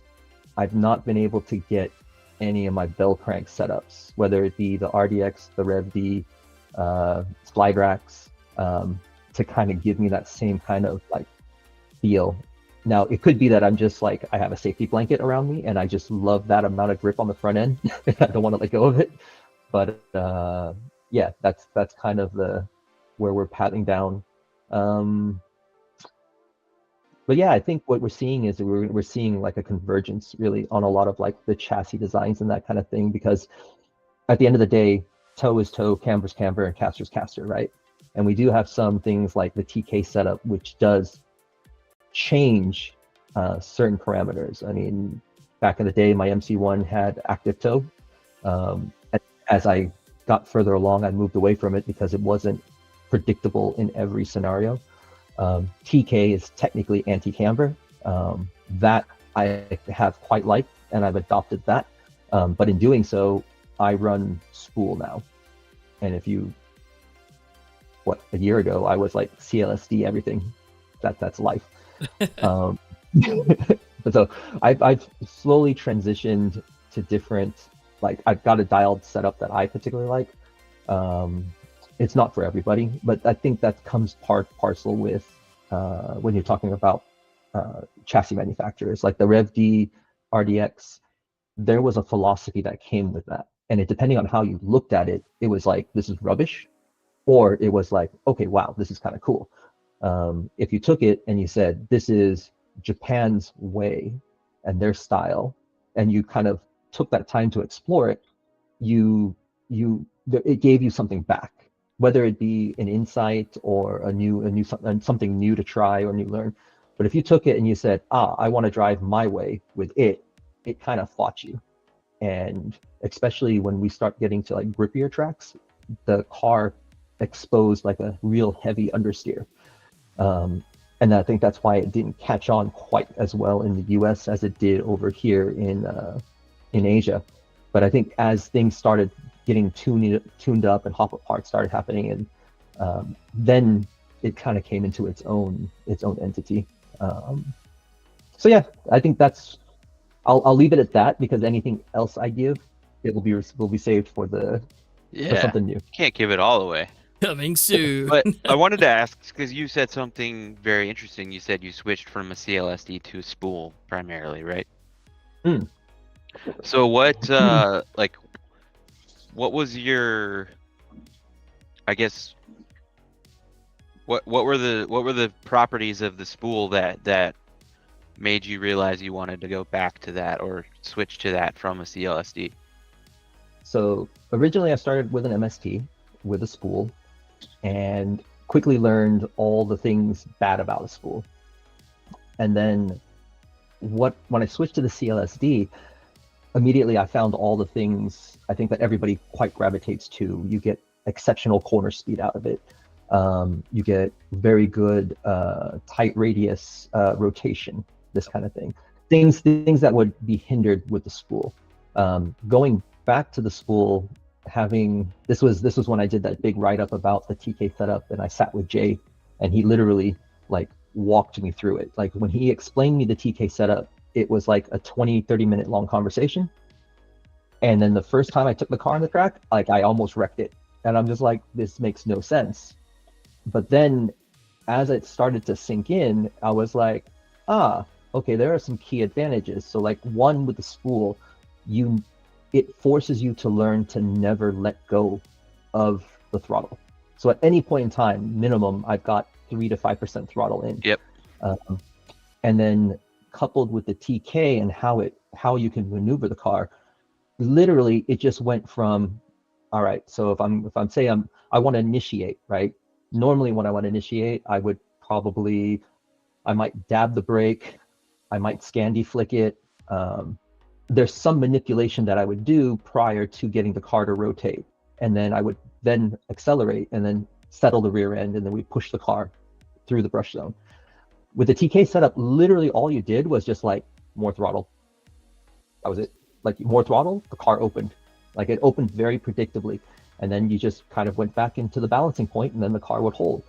But what I found is because you never let go of the throttle, the TK gave me the same advantage, or sorry, the spool gave me the same advantage as the CLSD, except the CLSD, I felt it was more because I was actually squeezing the throttle to get it, whereas with the spool, I just never let go of the throttle, and so I can just drive the track just literally just wavering on and off the throttle, and so that's found a very home with me. It didn't change my driving style because I can switch back over to a CLSD, be just fine. The only difference with the CLSD is at times I have to actually brake, like I have to actually lock, whereas with the spool, it's always locked. And that's kind of what made me switch back to the spool. Is there are situations in competition where I found that all of a sudden my ESC was getting down to a low enough point where my rear unlocked, like mid-corner. And my car would all of a sudden, it would unlock, I would grip up on the front end, and the gyro would take over and want to go drive somewhere. And it was situational dependent, right? We're talking like a 2% out of every tandem I do, this thing happens. But I kept kept happening, and I was like, why does it keep happening? Yeah, And then finally yeah. I was like, get rid of the there's- CLC, put the spool, and then try it. There's definitely that game you have to play, especially if you're focused on a comp of like, oh, my car does this weird thing in this very weird situation. You know, I may not get into that, but if I do, I don't want to lose because of that. So we'll just eliminate the problem altogether. If you, I'll point myself out. If you look at my TDC, it was my qualifying run. What happened was, the qualifying happened later in the day, and the AC kicked on in the mall, and the temperature of the floor got cold, and it gripped up. And what happened was, as we were transitioning, as we were throwing into that long brush zone, I came off the throttle just a little bit too much, where all of a sudden the back end separated and the car just, did this kind of like weird understeery thingy, and then it was able to catch back up. DDSS, saved me off the wall. But at the same time, it was like it never did that through any of the control practices. The motion and everything was the same. My practice slap was great. And then, but we got into the two runs, both runs, it exhibited that behavior. And it was like, all right, you know what? For me, I can standardize it down. I can drive with the spool. It's not an issue driving, in tandem, in chase. I'll say that's the two RDXs, the only difference between the two is the front end. One is set up with the soda and the traditional RDX front end, and the other one is set up with the DDSS. And the DDSS will give me just a little bit more options and lines, but everything else, they're pretty much bog standard, pretty the same. Bog standard. Yeah. It's a funny way to put it. I mean, the RDX that I set up with Rev D, I put a lot of faith in that one. To this day, I have not touched it. Like we went through, we did a lot of back and forth, and then it was just upped it and said, this is the, my go-to. Okay. Did I just lose you? Oh. No, you're good. So it's funny because our meeting is perfectly fine. I don't know what's going on with YouTube.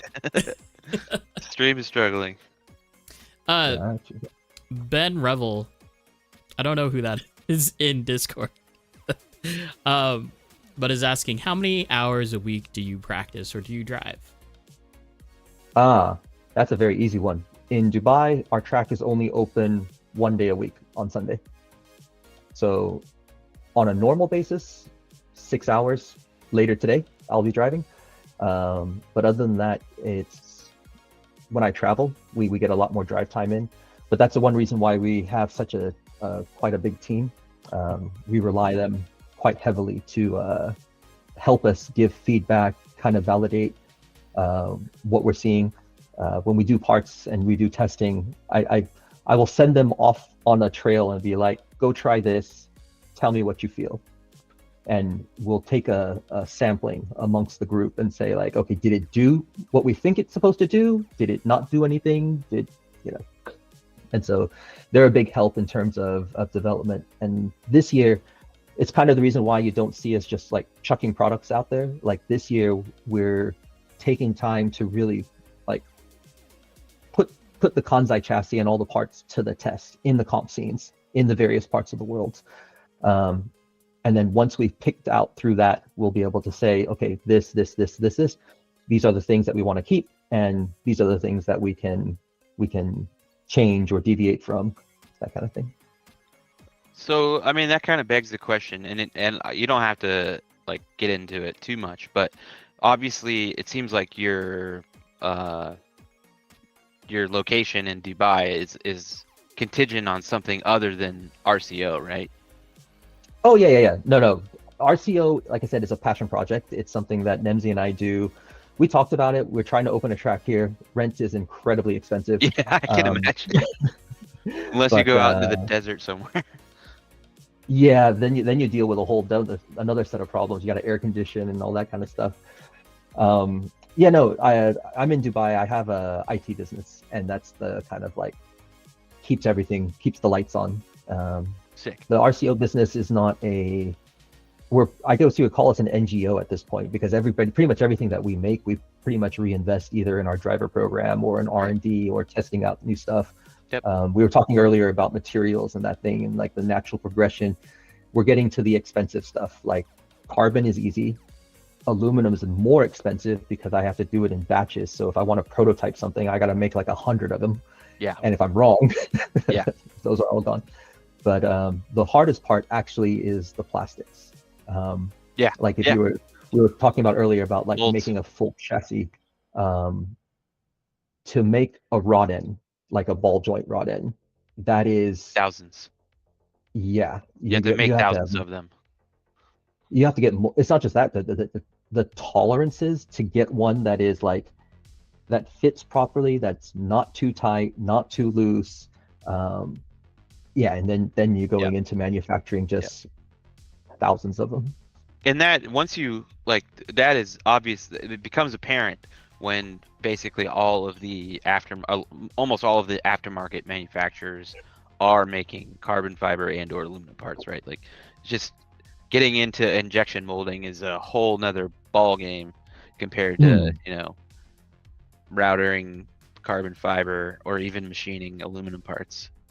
Absolutely. Like, I mean, with DS, we have experts in materials, doing tires and all the wheels and whatnot, but it takes a significant amount of time. If maybe we'll get there. I would love for like Rev D or Yokomo to kind of like white label their plastic parts to me so right? I can use them. Yeah. But probably not in their best interest. Yeah. I don't know. It might be We'll see. short-sighted. I don't know. We'll see. It'll be interesting to see how all this shakes out. We were kind of talking about this topic kind of before we started, but like, yeah, we're in a place where there are many aftermarket, companies such as yourself that are making products that are, a lot closer, I would say, to what the community really wants than what's provided by the major manufacturers sometimes. And so, yeah, I can say specifically for us, like we developed the Kanzai in front of the community.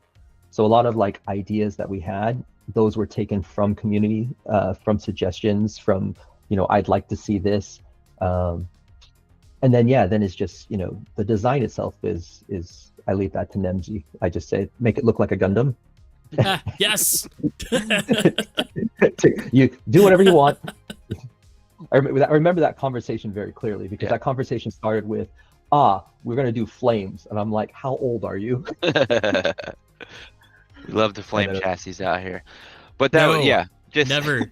That just kind of tying up the point that I was making. Just, I'm excited for the future of RC drifting as companies like RCO get bigger and have more input and more influence on decisions that are made by much larger companies. I mean, obviously it's already happening, but I think, it just gets more interesting, more and more interesting every year that goes by.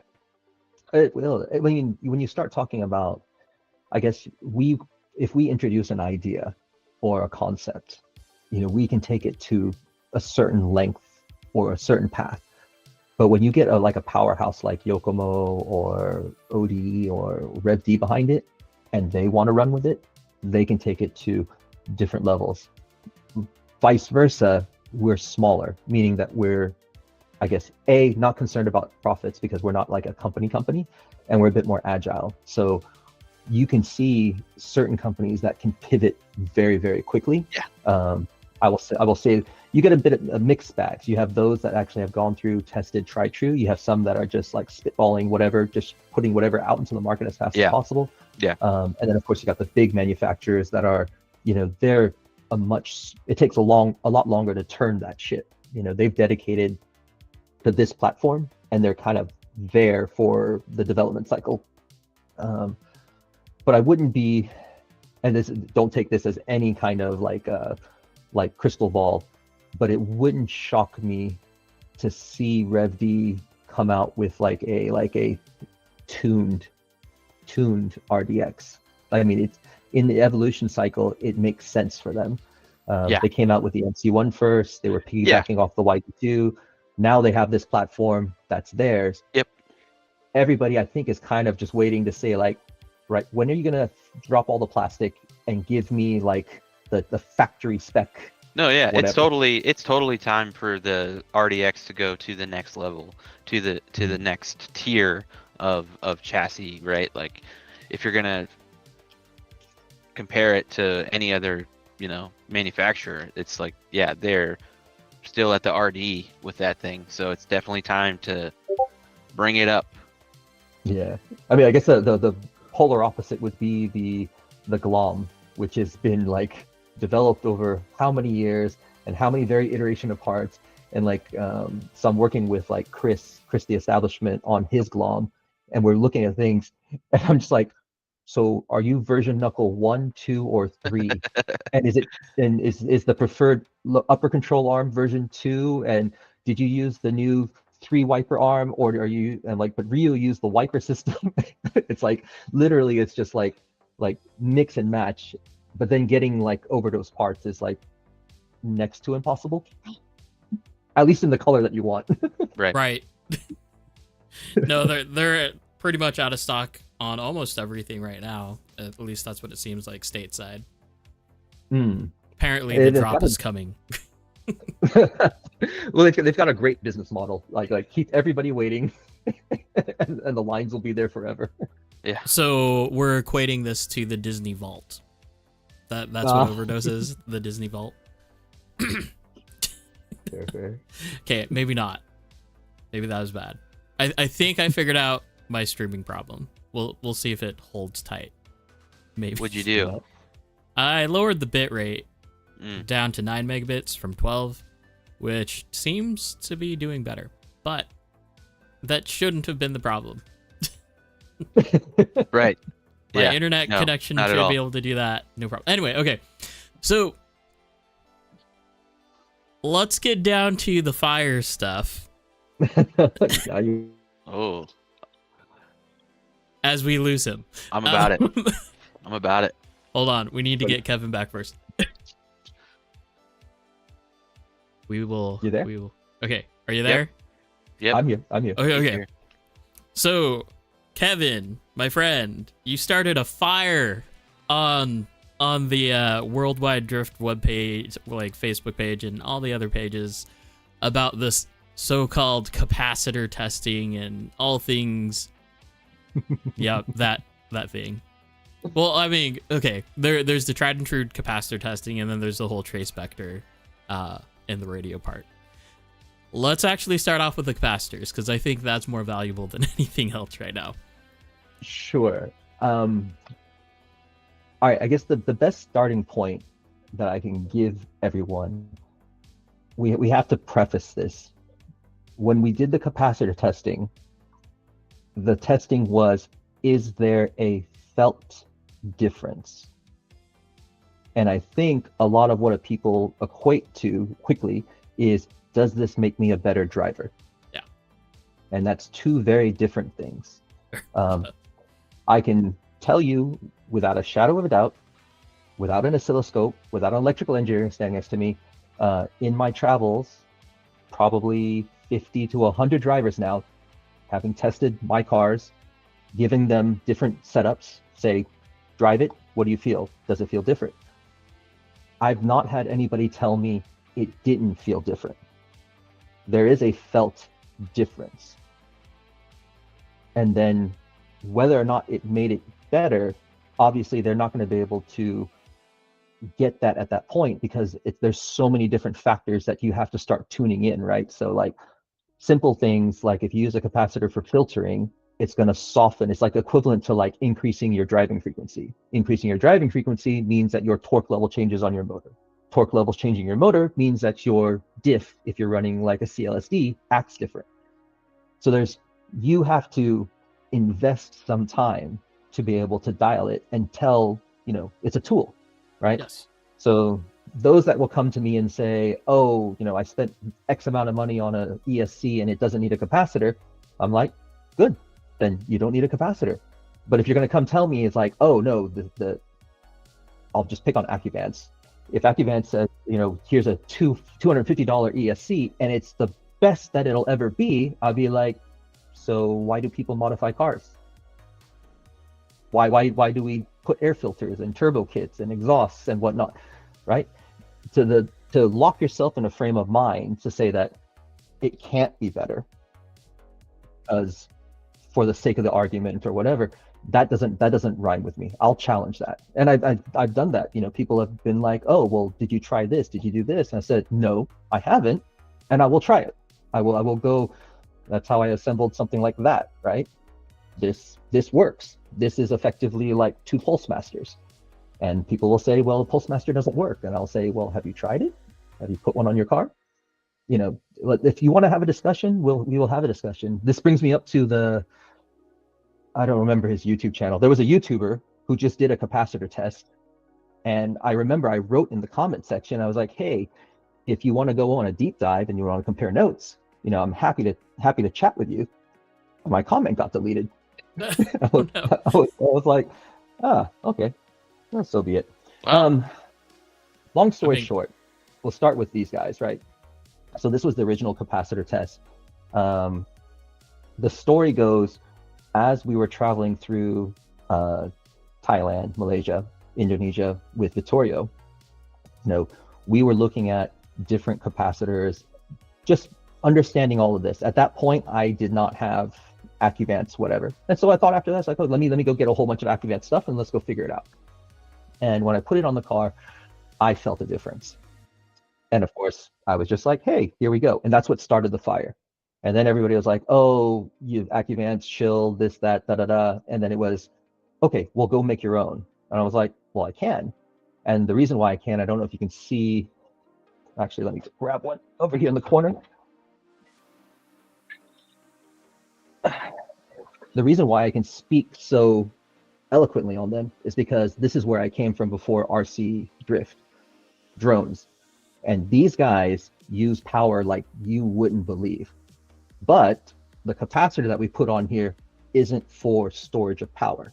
And I think that's where we start first, is a lot of people just think of capacitor as storing some level of energy and, it being available when you fire off your turbo.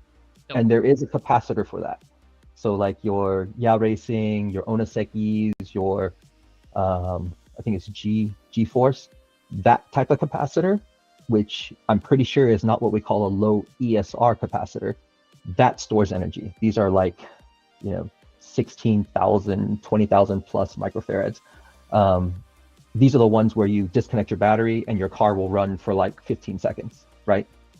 But if you were actually to fire your motor off, like it would last like not even a second, like it was just gone, right? Because your motor eats that much power. So those quads have 4 motors that eat more amps than our motor, which is 1. But it does have an effect though. So in the testing, that type of capacitor will, when you get into turbo and the boost, it gives a heightened effect, right? So an example would be my B-Rev, my Rev-D ESC. I felt that ESC was kind of lacking a little bit on the top end. And so I used that capacitor on that car, that's on one RDX, to give me a little bit more oomph when my turbo hits, because the rest of the low end stuff is great on that car. Then we get into filtering, and filtering has an effect of basically like increasing your drive frequency. So a lot of people ask me like, what's your ESC setup? And I'll be like, oh, my drive frequency is like 8, 16, 24. And they're like, you're not 32, you're not 64. I was like, I'm not, because I have capacitors doing things on my car. And so the test I did with NEMSI, and I think we posted that one. When you put like a Pulse Master or a low ASR capacitor there affecting your signal, your ESC signal specifically, what you find is if you gently squeeze on the throttle, the RPM that's registered where your car will actually move is a lot lower. And that has an effect. But there's a caveat to that. If you're on a slick surface, such like ceramic tile or polished concrete, you can feel that effect because you're operating in those lower RPM ranges. But if your track is carpet, if your track is high grip, like a higher grip P-tile, you're not going to feel that effect because you're not going that low into the throttle band. You don't have to balance. You are actually needing a little bit more RPM to break traction. So capacitors are a tool. They can be used to tune. And I think if you want to play with them, play with them. If you don't want to play with them, no need. It's up to you. I can say Accuvance has done a fantastic job because this feels like 2 Pulse Masters, but this weighs like 5 times what a Pulse Master would weigh, right? This But is like it's like 10 times cheaper. Yeah, but I mean, weight is expensive, my friend. Weight is expensive, yeah. I was gonna say, when you make things smaller, they get more expensive. Yeah. So you can find your balance point. But then that led to a conversation that actually started in TDC. So that whole idea about putting capacitors inside your radio, that was from TDC. That's how early that idea had come about. And we tested it and we felt a difference. But the thing was, we were in competition. So what Vittorio and I both said, you know what, let's just drive. We'll deal with it later. Fast forward, what I found is if you take one of these and you stick it inside your radio, it does what the Pulse Master does on the car. So when I put this on initially, it over filtered, and that is true. You can put too much capacitor and your throttle will feel like mush, like mashed potato, is the way I explain it. It won't have the kind of hit that you need to activate your diff, and you can control very simple. Like it makes it very nice and easy for a novice, but it won't give you the dynamic control that you need. So it's about finding that balance. So what I've done now is I've basically made a capacitor. My friend Q from Malaysia, it's equal to basically 2 of these. It sits in my radio, and then I took all the capacitors off my car. So what I've done is I got the same kind of filtering, and you really feel it kind of like in the brush zones, but I don't have the weight on the car anymore, so I'm not running those. But people will light up the barbecue and be like, oh, putting a capacitor in your radio is rubbish, and I'll be like, you know what, if you think it's not worth your time, so be it. But if you've got one of these laying around, stick it in your radio, see what happens. Because at the end of the day, it's a PWM signal, and that signal is getting filtered at the radio, and that radio is then sending a filtered signal to your car. It's all about perception too, because I think the biggest thing that I took away from it is that you're using it as a specific tool, right? Not as a forum, not as a fix, like to any problem that the ESC had or doesn't have, right? You're using it as a tool to say, hey, you're on this type of environment. You can use this to be able to balance out or get the feel that you need. And the mashed potato comment, that is brilliant, because that's exactly what I feel when I put a trace vector in between the receiver and the ESC. Like, it feels like absolute mush. But smoothness can translate to that, or over filtering translates to that, and it may not be the feeling that you're looking for. So yeah, just try it. I'm all for trying it, because if you don't try it, then you can't tell, right? Absolutely. So what I would recommend is if you would say, for instance, you put your trace vector on, right? Drop your drive frequency by 8 hertz. So if you're running 32, drop it down to 24. Okay. And what generally I felt in that scenario is that you retain the smoothness, or the smoothness added, but you gain back the torque in the motor.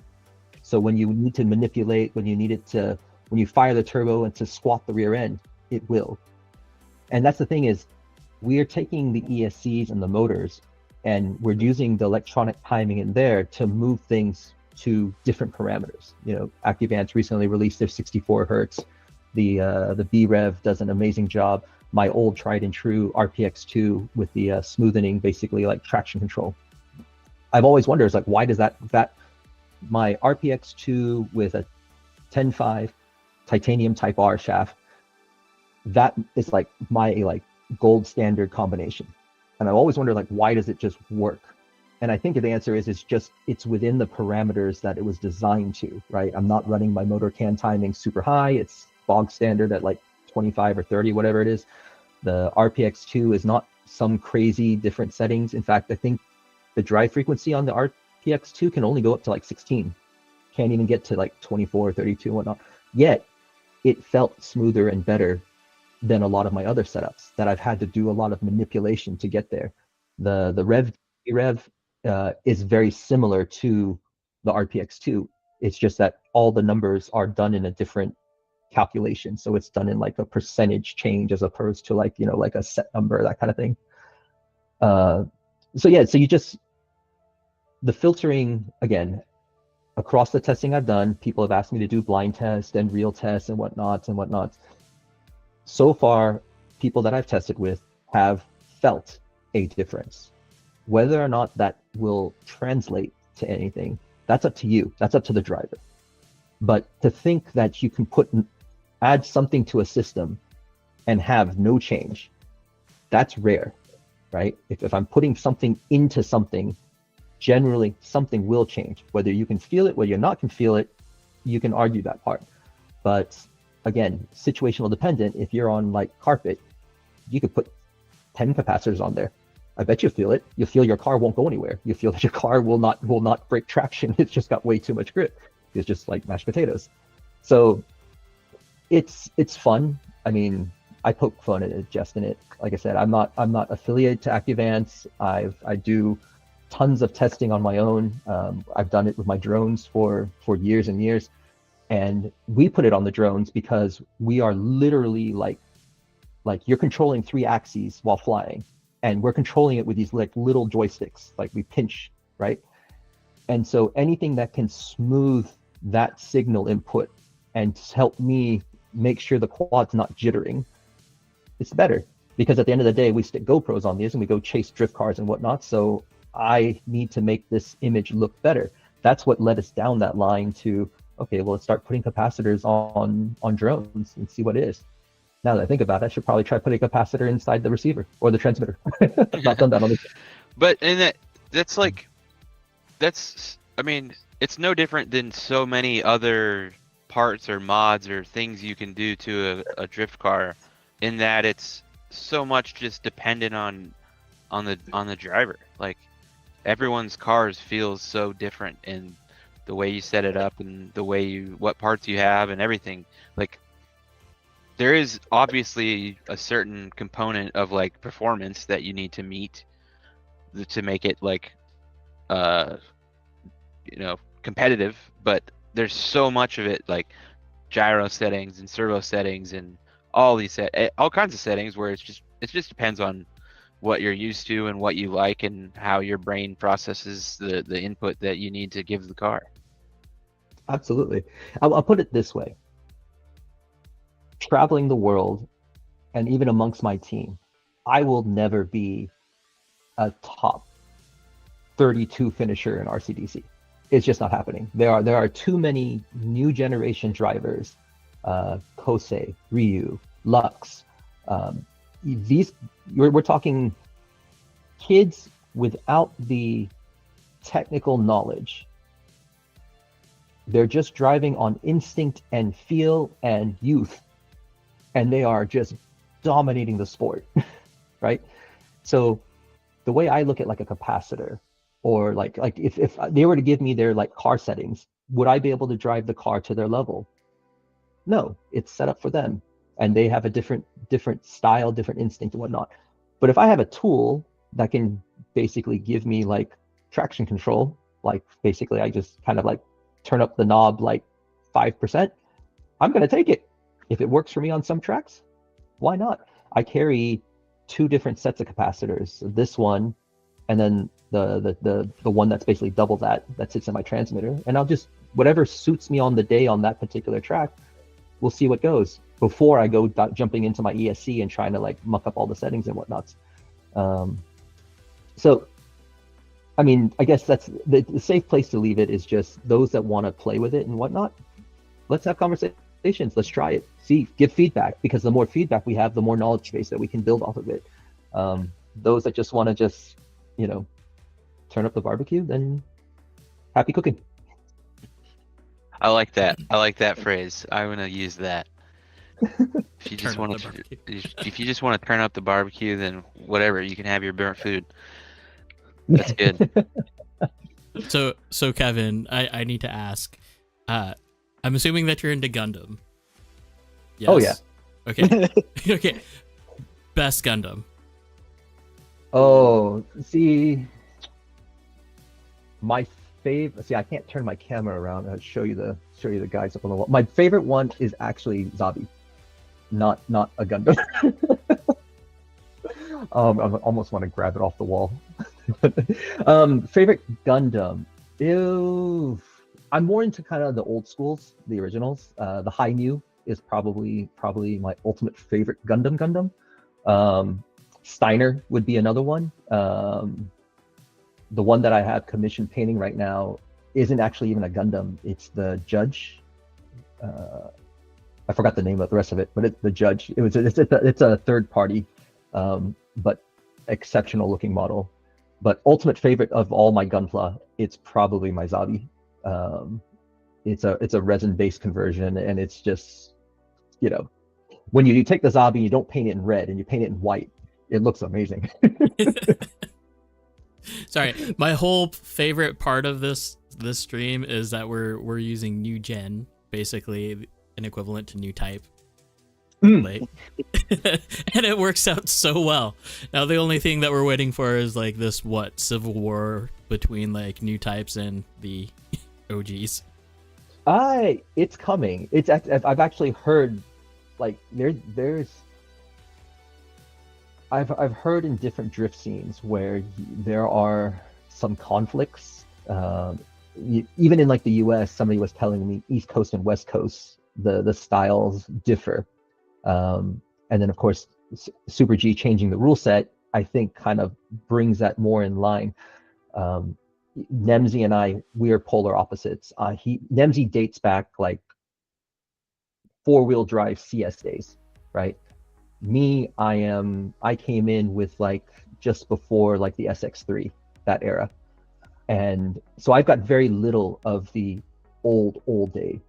So I'm more into like what's happening now. But even now, I feel like this newer style, I have to learn it. Like that was the commitment to Rev D Malaysia was just like I'm not going to touch this car, and I'm going to learn this more aggressive style. I'm going to learn to enter a corner with 60-70 degrees of angle and try to maintain this momentum, as opposed to my traditional kind of like pop, lock, silky smooth. We're just going to progress through the corner, gently apply throttle, open it up, that.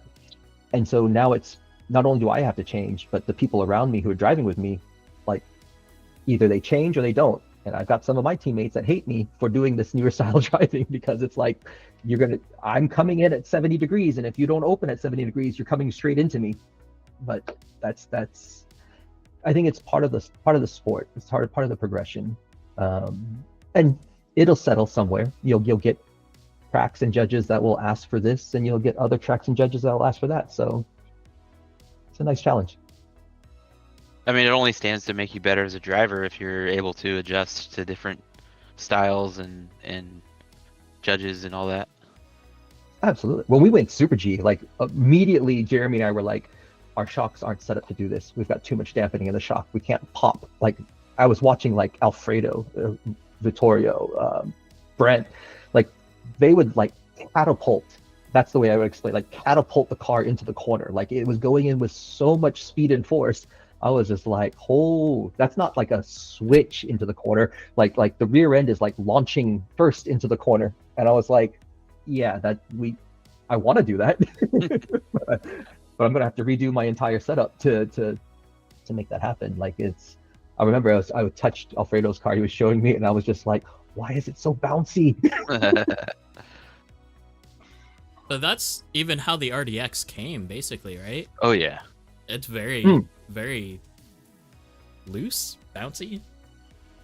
Yeah, the RDX, I mean, 50 weight oil, slightly, I would say, lighter springs. But yeah, it was designed to drive in a way, especially when you're talking about like on grippier surfaces, you really have to confidently put the rear end first. If you tried to steer it into the corner, it kind of just understeered, and it didn't give a very confident feeling in that regard. But you put the RDX on like a really like loose surface, and it shined. Like it just had grip, and it would just go, and it was fast.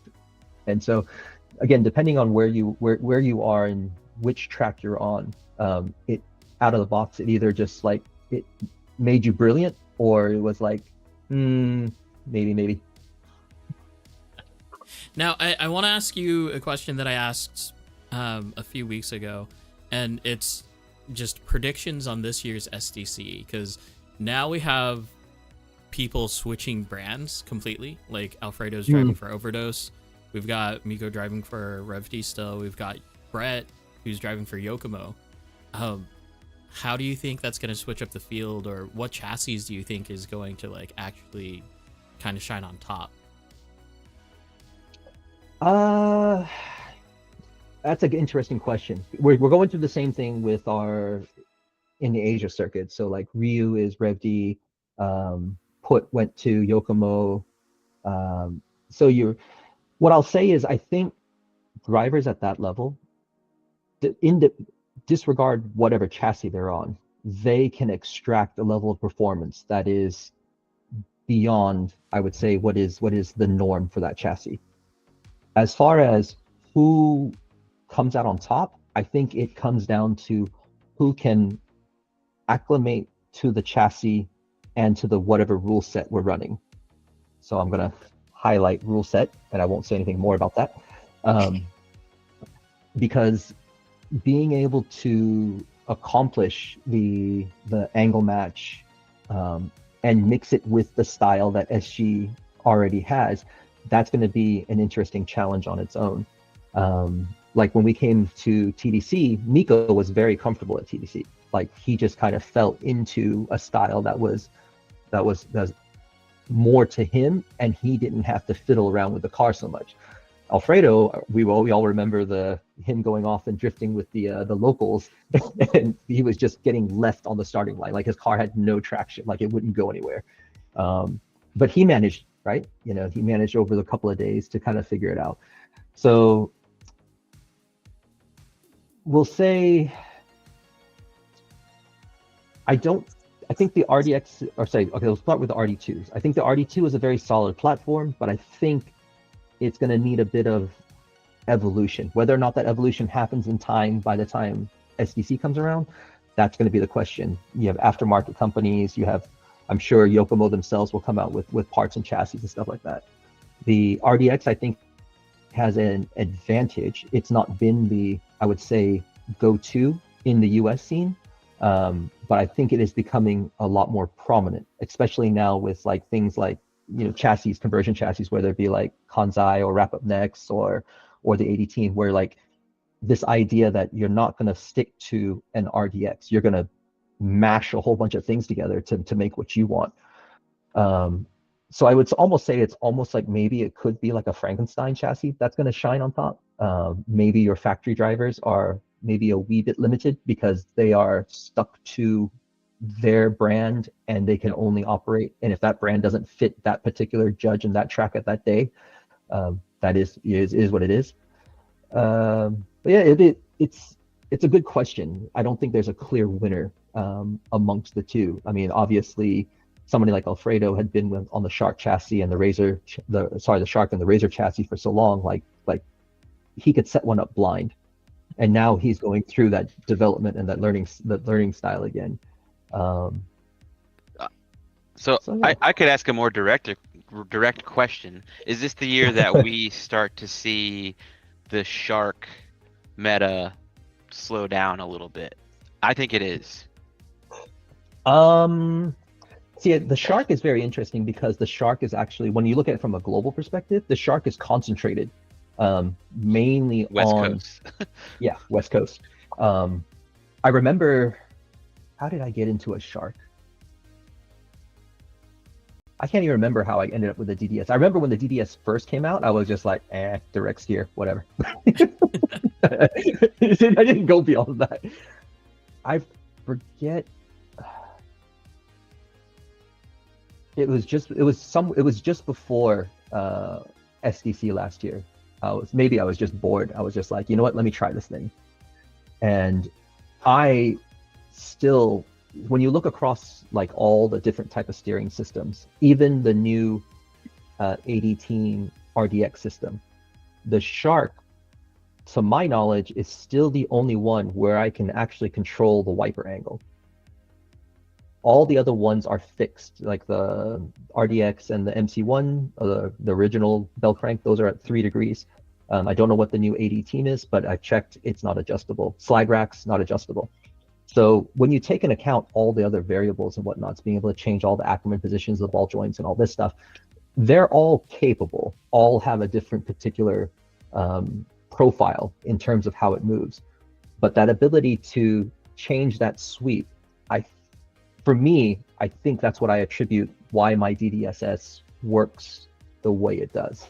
And I didn't figure that out, by the way. That comes from Steve over at Super G. He helped me set that up. And he said, try it. It's not the norm. Give it a whirl. And I think I run like 6 millimeters worth of spacers on the rear of the servo. So I've got my servo like cranked down. And then you had to use a low profile servo. And then some of my Thai guys, they were like, oh, I figured out how to do it with a Rev D servo, like a higher one. So they spaced the front down and they spaced the rear up to get the angle. Again, I can't. Why didn't I think of that? So then it's like probably I didn't. Probably still dominated by DDSS, but maybe not full Shark chassis, because it does seem already like we're seeing, at least on the West Coast, we're seeing more people with, like you said, a Frankenstein kind of setup. Ultimately, when you look in any kind of like motorsport, right? When you're locked in by a manufacturer, locked in by a spec, generally there's a performance loss. When you get into things like Pikes Peak, when you get into it was a Porsche, when they took their LMP1 car and said, right, we're not going to build it to LMP1 spec, we're going to do whatever we want. And then they took it to the Nürburgring and destroyed everything, right? Like here you have an LMP1 endurance car that can outdo a Formula One car just because the rule sets aren't there. And so I think that applies to when you remove restrictions like I have to run X chassis or X front end or X rear end and whatnot, then you are going to be the best of what that is.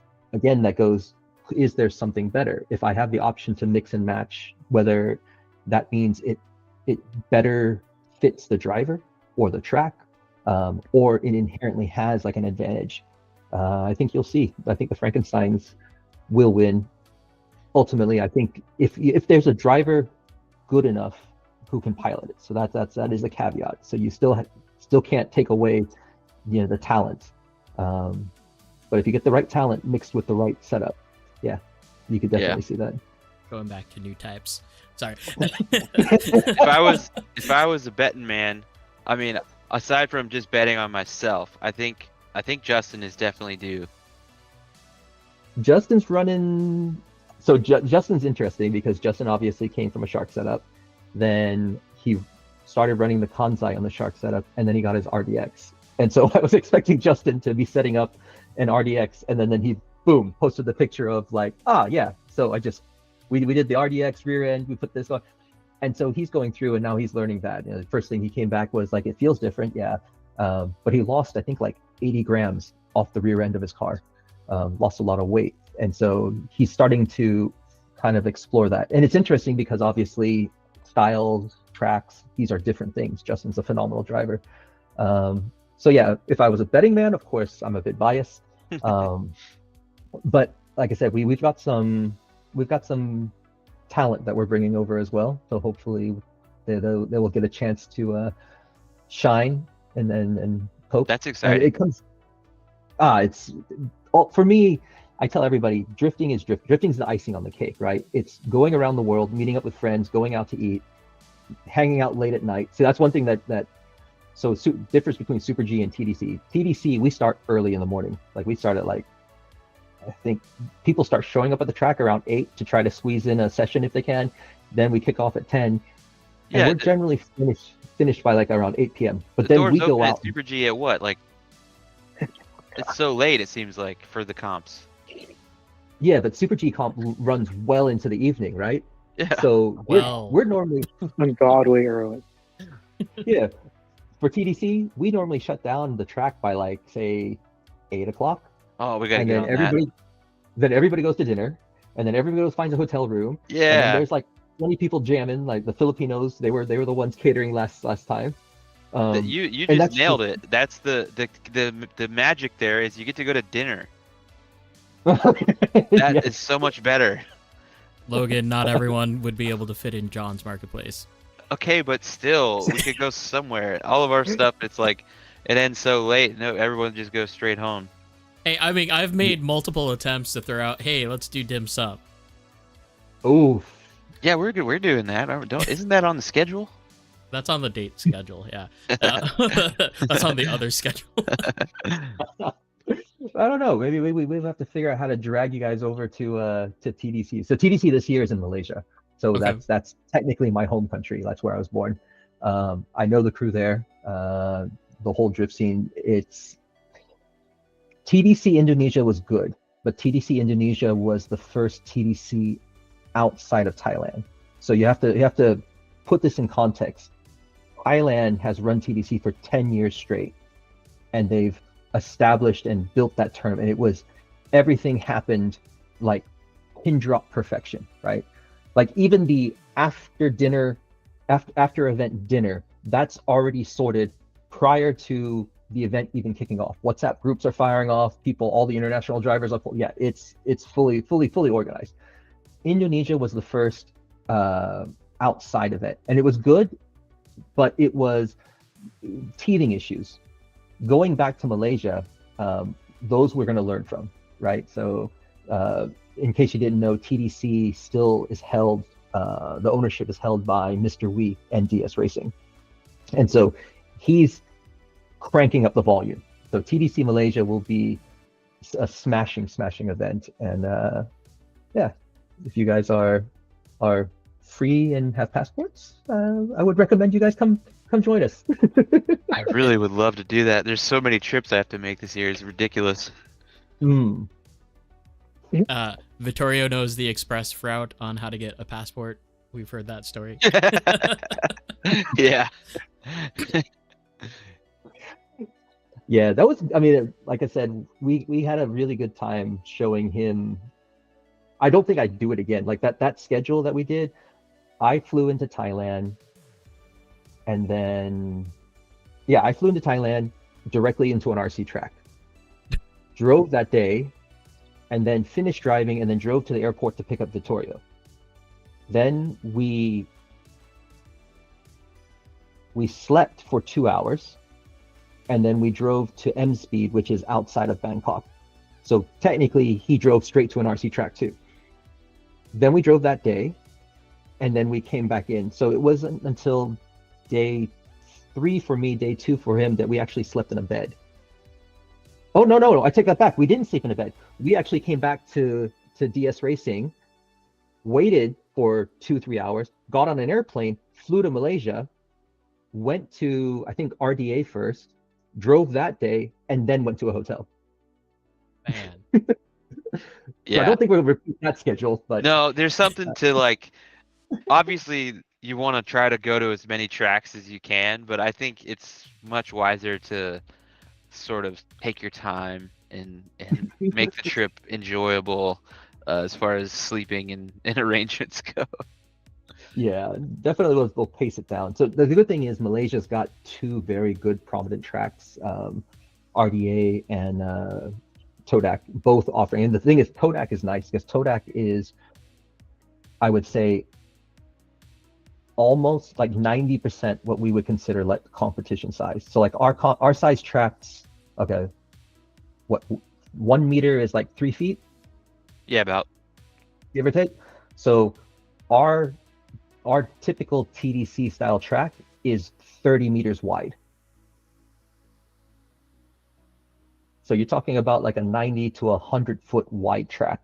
We're talking to a point where, and this is why we get back to new gens, the old people like me who wear glasses, we are at a disadvantage right from the start. Yeah, no, I When- can't.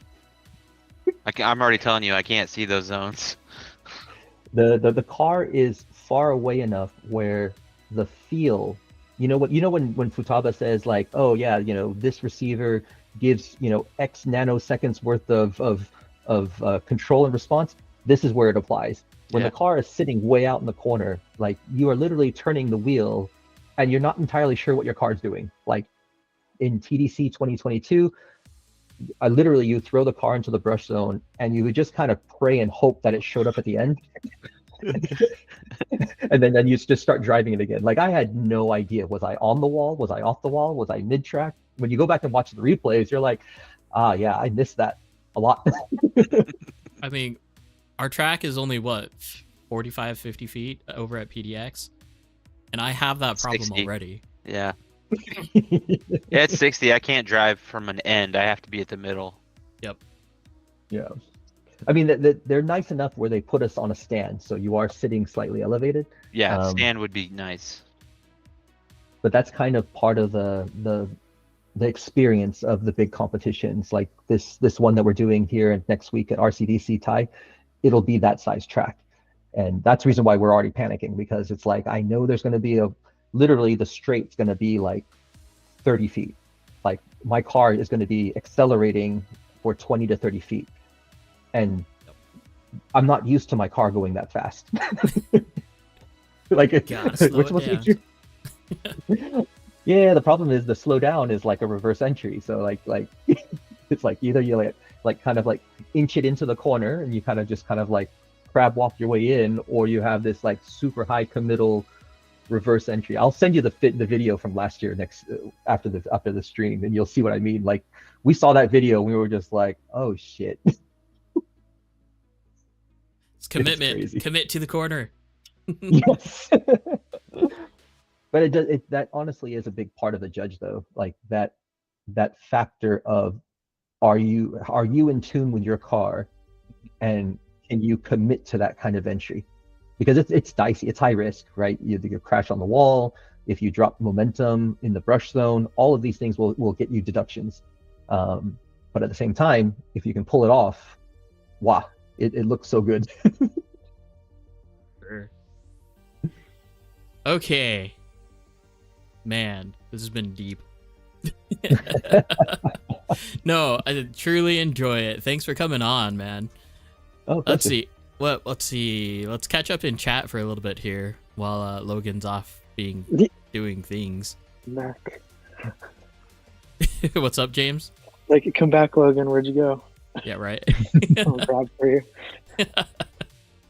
Let's see. We were talking about Gundam stuff. Justin's whole part of driving for RCOs because of a bunch of chassis options. Well, Justin was. We were very fortunate to be able to pick, like, the team in general. I mean, it's pretty stacked in terms of where the driver lineups are, and I think ultimately this year isn't about. I mean, obviously we want to do well and we want to show off the products, but ultimately for me, it's kind of like this, like you said, this newer gen, these younger drivers, right? Giving them that experience, like that's part of it. It's like giving them the equivalent of what like a factory backing is, and being able to say, right, we're gonna send you around, travel you around a little bit, experience what different styles, whatnot, and at the end of the day, take that experience and bring it back to your scene, right? And then that, I think, is part of where we are in the next 1 to 2 years. I think we'll see more international drivers passing back and forth between the competitions. I think the competitions will start to grow and standardize. I can say definitively there are a lot of things happening in the background, both in US side and Asia side. And so this should be a very exciting year to just the growth of the hobby in general. 100%. It'll be fun, so much fun to see. Hopefully I'll be there most of the time down at STC. instead of going down to SeaWorld. Although that'll happen like afterwards. It's funny. I'm like, as excited as I am to compete at SDC, I'm more looking forward to just seeing everybody that I've met over the year that I've been doing this, like doing all these shows and meeting, people that I've talked to. That's definitely what I'm most excited about. Well, so DJ had this experience when he went over to Arizona, right? Yeah. It is the most uncanny thing when someone comes up to you and says, "Hey, you're from that drift show." Like, it is weird. It is. But Okay. So we've had some cool conversation. If you do have any questions, go ahead and post those questions in chat because we do want to keep on moving this thing along. We're gonna go over to Logan's favorite part, which I think we need to hear a lot more James, because James is doing too well of a job at not replacing, but substituting for DJ right now. Jeez. Harsh. Dang, dude. I'll explain. I mean, Speak up, come on, buddy. But I mean, he has an Eevee there. I would like to hear more from James. He's one of my favorite people to hang out with. So, James, if you're going to evolve your Eevee, what would you evolve that Eevee into? Oh, Jolteon all day. That's my favorite. Right on.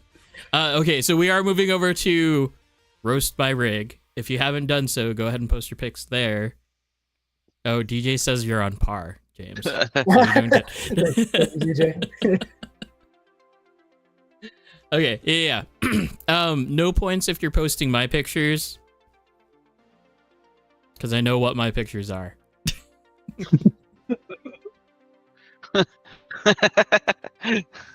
Cameron. Okay. Let's see. Where do we we at? want to start? Well, that's the thing. I'm scrolling up and up and up. We've got a ways to go. Let's see. Today's the 16th. So we're starting with something from Mile High. Let me see if I can do this. Semi first try? you got it. We have No. faith. No, I'll just put it in studio mode so you can only see the first try.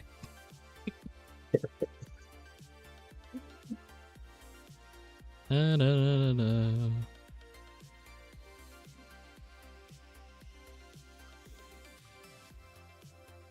Okay, maybe it's not going so well. There we go. Okay. Transition. Oh. There we go. Beauty. Hey, So a lot Mark, going what are on. you doing? You do the Surprise, coolest surprise. things. Mark's working on another 4-lane car. Oh boy. Yeah. How big is the crawler conversion world over there, Kevin? Oh, it's ridiculous. Really? I bet it Like is. straight axle stuff? So if you, I guess in industry numbers, I can speak for in Dubai. Like the basher scene is probably your biggest. That's like, everybody who goes by the Traxxas and goes out to the sand dunes and launches them off, whatever the biggest dune they can find. Oh, yeah.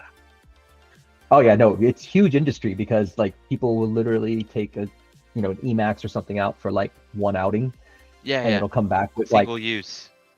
half the damage.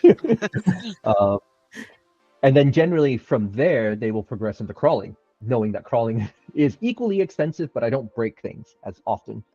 So yeah, we do have a huge crawling scene. In Asia, I know of crawling, but I don't know how big the scene is. But I can tell you in Dubai, it's probably bashers, which is just kind of like a general catch-all, then crawling, then drag, then drift. Drift is only like 20 of us. It's very small over here. Seems about right. Seems like that's gotta like improve though, right? It seems like that would just be because The hardest part about drift improving is we don't have a track. yeah, If we have a track, we can build community, but without a dedicated space that people can come play. It's That's like the hard part. like in Dubai, it's hard to start a scene with a rental space, right? Like to be able to afford rent somewhere and be starting a hobby for a lot of people. It's probably a huge challenge.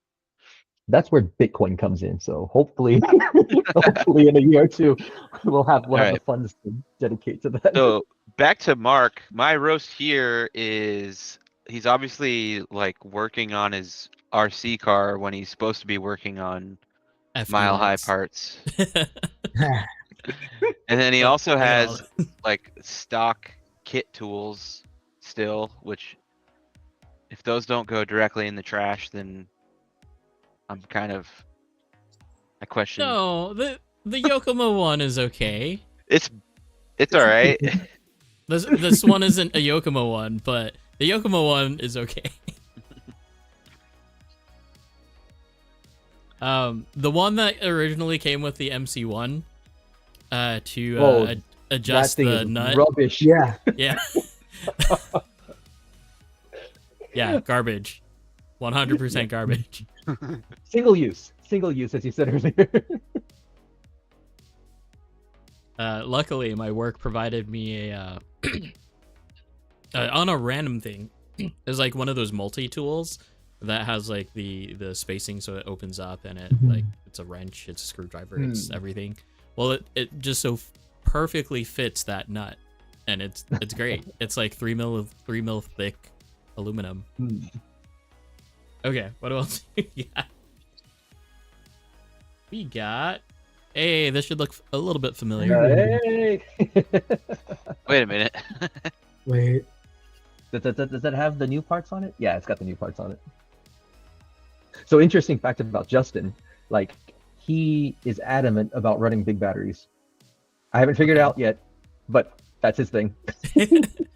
Justin has a lot of like against the norm kind of preferences, I would say, doesn't he? Yeah, I like these Gen 1 Yokomo upper parts. Yeah. No. Yeah. They're fine. Well, They work. Not only that, Justin, his knuckle preference. He likes the Yokomo style knuckles where you have a trailing angle, where not KPI, where the ball joints are They're separated different. from the front, Yeah. but from Yeah. the side. Yeah, Yeah. that's his thing. Like I'm just like, all right, I you tried my stuff, I'm gonna try your stuff. Let's see here. He is very, very set on his KO Propo setup. And this car, I don't know if I've actually driven this setup. I don't think he had it. I don't remember. But this one's new as of like a week ago. Okay. So what I can say is this servo and gyro setup is definitely smooth. He basically said what he's had it for so many years and just left it alone, hasn't touched it, and it drives great everywhere. I believe this is the car he was driving at our comp. Yep, Yeah, 100%. and he obviously did not compete, but I got a bunch of laps with him after, and yeah, It drives so neutrally, like it doesn't definitely. push. I it didn't does get to what you drive need it this to one, do. but yeah, it was typical Justin. Propo. KO Propo. The Dias is, I think, what it's called. He also uses Sandwell radio, so that's a difference. Not a bad thing, just different. Yeah, he's a bit divergent, and his like I know his like shock and suspension setup is quite a bit stiffer than most people. No, it's actually softer. What? So it's. I know the discussion that led to that. So I remember feeling his car and it was pretty stiff. it's softer, and it's more dampening. Yeah. Okay. I mean, yeah. That's like a different way of saying what I said. It's a different type of stiff, yes. Yeah, yeah. If we're going there, yes. Yeah. nothing really. Well, wait, hold on. This mess. Do Yeah, I you, mean, do the you wiring's custom not the trim greatest. your servo wires, Kevin? No, just because I'm changing parts and like redoing my cars and such. Yeah, no. I'm looking at my car today. I'm like, I'm not going to show it. That's fair. I don't. Yeah, I haven't done like a pigtail off of like an actual electronic device yet. I have done like the GUID, like all the cables to link that. That's pretty easy. I'm too scared to cut a wire off a servo. I don't know. No. I mean, it's See, the easy to thing solder is, back on. If Justin would run like the smaller battery, then he could tuck all the wires underneath the battery holder. But because he's running the big fat battery, there's no space there. I mean, it all doesn't matter. Like, what matters is just where he ends up at the podium, right? Yeah, I mean, obviously True. it doesn't. But this is roast my rig, Adam. I know this is roast my rig, but this is a great picture of your sliding battery tray, right? Yeah, so that's Ishii now. That's the new aluminum one. And what we can say is the setup that he has right now, this is like MC1 era stiffness. Like retarded. Like my opinion, little bit too much. But we've able to attain that level of stiffness now. RevD just recently released their idea, which is they use the plastic one, obviously because they've already bedded there, and they've built this new aluminum brace upper Yokomo style centerpiece. But to be able to retain what we wanted to do with the chassis, I mean, ultimately the Kansai isn't, I would say, RDX specific. We call it like the S chassis of the drift world. Like you just choose whatever rear end, Shark, RDX, Yokomo, choose whatever front end, slide rack, bell crank, DDSS, mix it together, make what you want, and yeah, go for it. Oh, don't show that. That is not. We're showing it. Justin, send a message now. No. Oh man, you better have your solder game on point when you come here. That's all I have to say. What's interesting though is that he opted for just hardwiring the ESC directly to the motor. Yeah. I've seen. I know Neil has basically desoldered motor wires before. I don't know. I think Jake might have. I'm not sure. But outside of those two, I haven't seen anybody like actually desolder their motor. Yeah, leads. I mean, I feel like you'd have to try really, really hard to do that. Neil was running an RPX2 at the time. Yeah, there's like, I don't know. I think the demand that we're putting on these motors is so low that That's not solder, that's welding. thermally, like, we're not really touching this stuff, in my opinion, unless you're, obviously unless your tune is like crazy or if you're like outside or something. You guys, if you care about AccuVents and their warranty, you can't do this. Oh, no. Not because of the solder job. It's because of he actually desoldered and then resoldered. For AccuVents to maintain their warranty, you have to use the original factory wires. Oh, that's because you can't desolder the factory wires without like 750 degrees and 30 seconds of heat. Yeah. But it's still fine. Like, Oh yeah, mine still works. It'll stand up. I'm gonna give Justin the benefit of the doubt that he direct soldered to the motor as a reliability component. yeah, No, he's right. Look, that even, was you 100%. can even see here my back one there. It's already coming out again.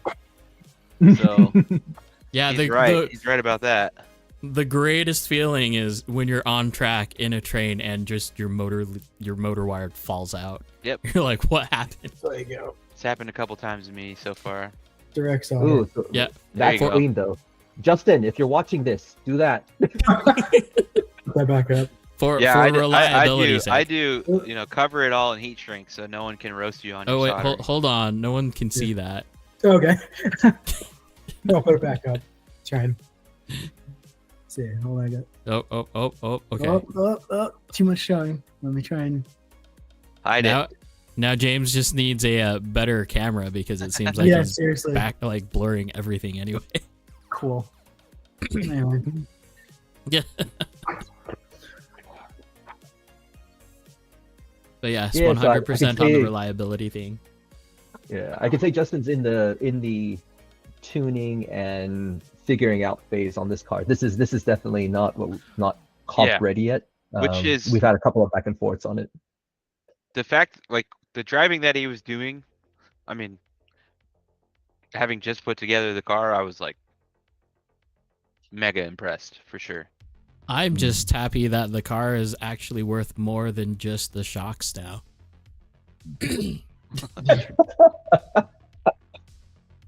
Ow, you guys are mean. I mean, but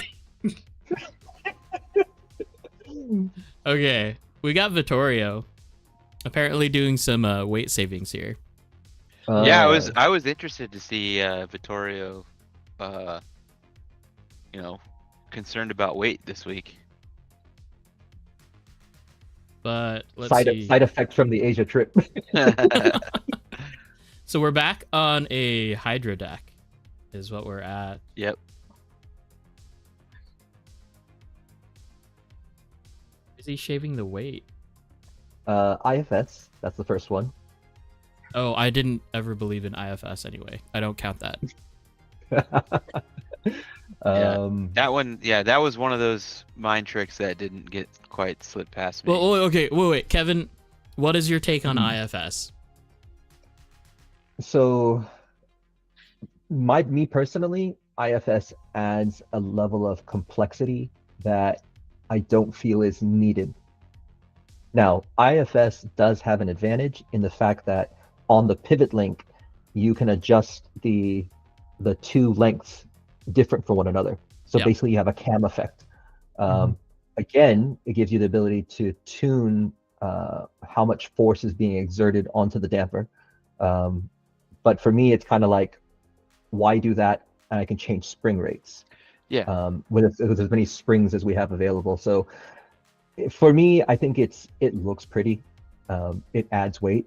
That's probably where the most of the advantage of the IFS actually comes from, is just putting extra weight up on the front end. And high, yeah. too. That was kind of what I always said with that is, where you see it used, it's mostly a solution to a packaging problem. And Bingo. we do not have that issue. Justin's Unless you're trying to taking run a this to touring heart here. And one started getting hot and unsoldered itself. Oh wait, no, that was a reply to something else. So, You had an issue with the motor plug coming off. Yeah. Yeah, I constantly am plugging this. Only the back one is the one that wants to come out, but So I screwed up, right? Like, I wanted to have the orientation of the plugs, you know, parallel with the motor. Obviously, if you go 90, you can zip tie them on, which we've seen from Vittorio before, mhm. but it's not possible with this setup. And he didn't do it here. Nope. Now, random thought, with all of this heat shrink coated capacitors and pulse masters, do you think that that's affecting the thermal capacity of the heatsink of itself for the ESC? So again, I guess it depends on style. I know Vittorio is a little bit boost happy, but I going the story back to TDC, it was his battle against Ryu, and on run 1, when he was in the chase position, I clearly remember, because we were sitting on that corner as they came out of the brush zone, you could hear Ryu like hunting for the traction. Like you could almost physically hear and see his wheels stop, like tick over. And I remember hearing Vittorio's wheels spin up during that section. And then Ryu, opened a small gap up on there. But on run 2, Vittorio lessened his boost, but Ryu initiated his switch early, which is what I think may have ultimately have thrown Vittorio off. But in our tracks, generally we can run without fans and be completely okay. Yep. Ooh. So this is Yeah, all up. Ooh. 1349 all up. Yeah, but see, this is where I am not a fan of the. I mean, obviously he's a little over, but the 70-30 that everybody's targeting, I just don't like it. It depends on I'm like I said, I'm more like a 67, 68. Like I like my car to switch and pivot quickly. But I can say like this type of weight distribution, like this is probably what I'll run this weekend over in Thailand because the track is so big. Yeah. So having a little bit of extra weight on the back to stable, Yeah. especially. Yeah, I might take So- my 65 setup to Super G and just get smoked, and it'll be that. But Nothing wrong with a 65. I've got a bunch of Singapore crew that will back you on that.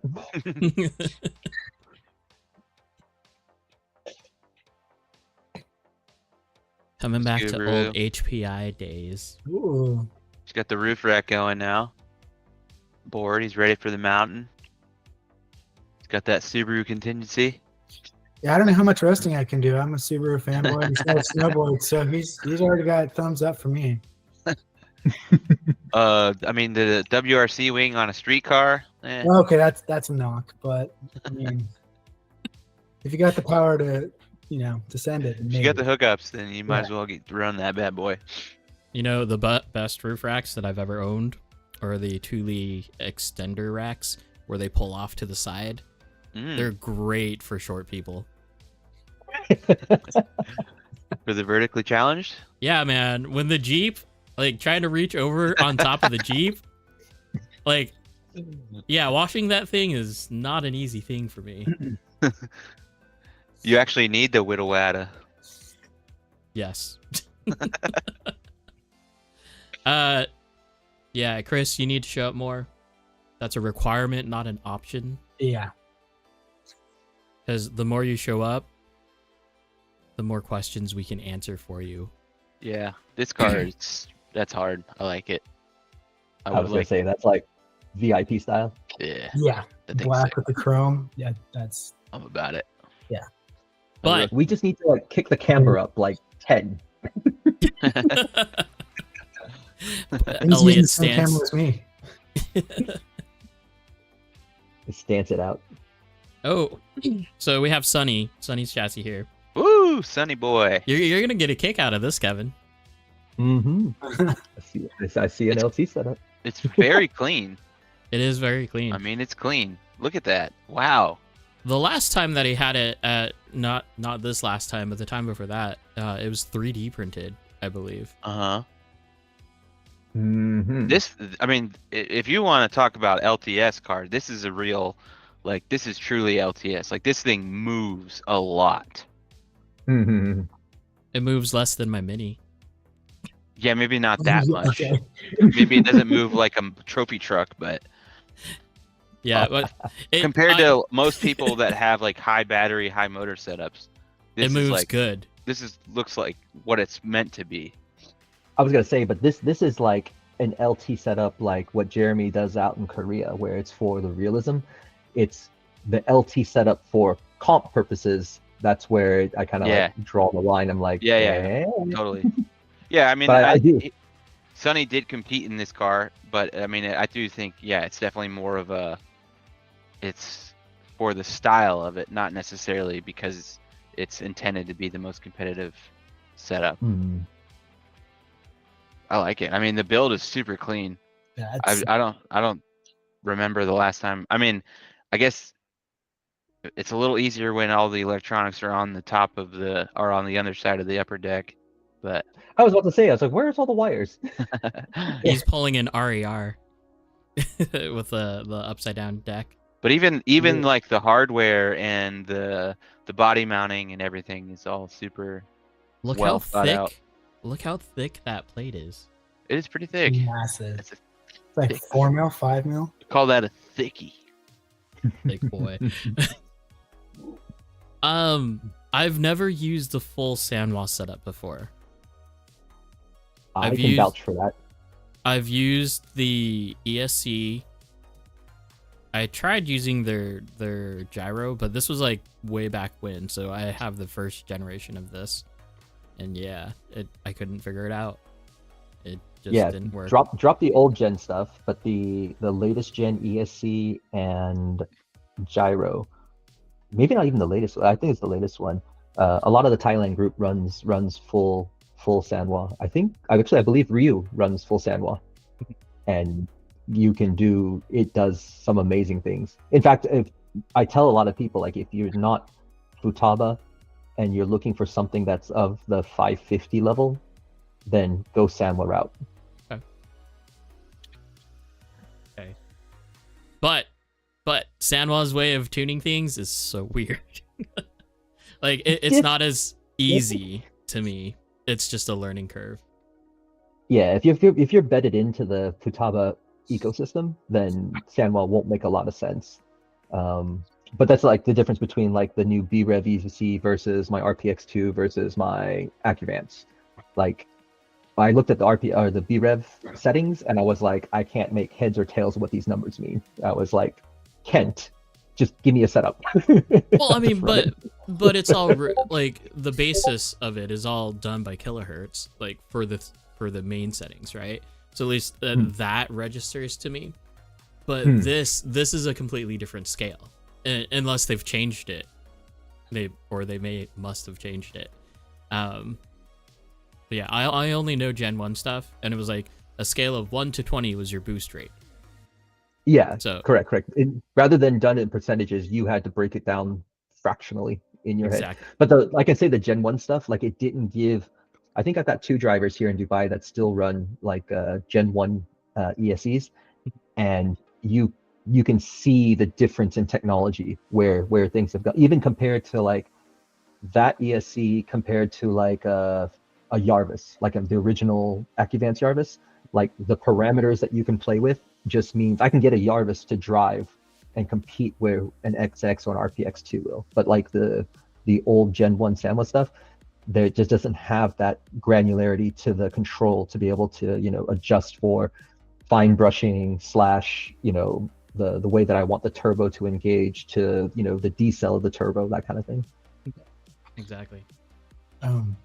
Real quick mention, besides being a clean car, Adam, I feel like you're probably the LTS guy on this, but am I like those rear shocks? That looks like a hell of a lot of preload. Is that not? Oh no. That's like insane. So I didn't see this car in person, like up close and personal, but those could be the short rev D springs too. Okay. I'm like, either that's a hell of a lot of preload or those are tiny springs. I can't tell. I have PTSD from getting called out for too much preload.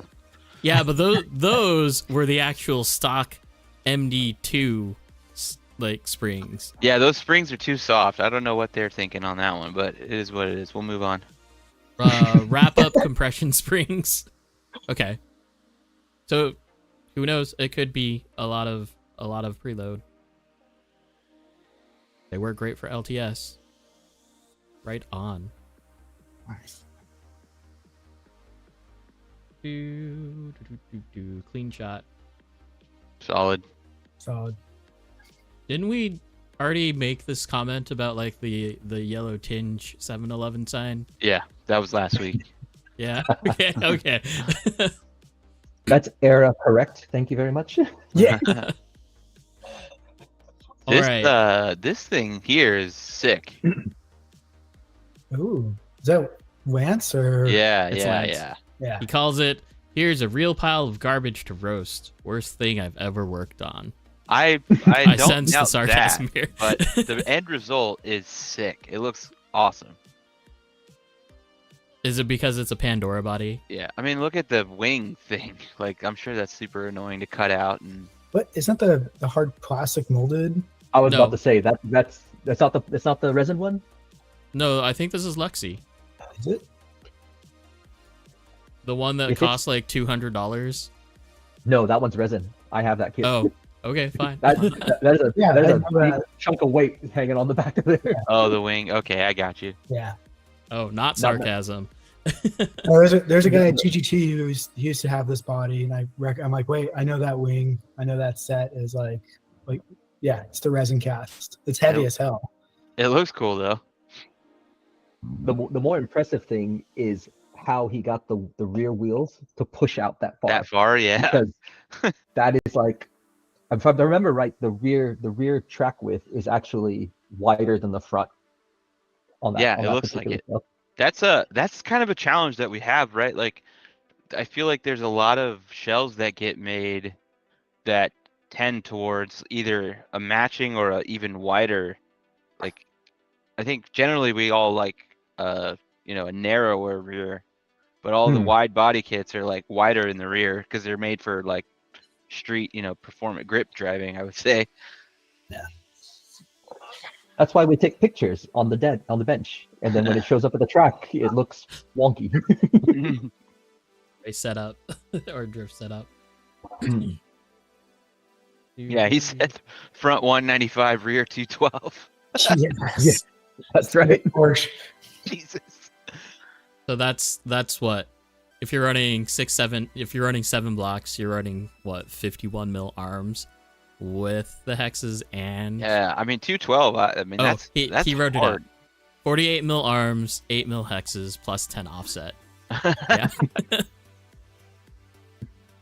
That's a lot. And the real key, the hard part is actually getting the right CV, the axle that's going to be that long to be able to push it out that wide. D-Like has those the spring-loaded ones that go out to 53, 54, something like that.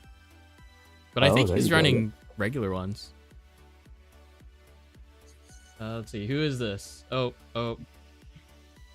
We don't talk about Jose, because we've seen his car so many times. He posts this car every week. I'm over it. Let's skip. Okay. Okay. We're skipping you.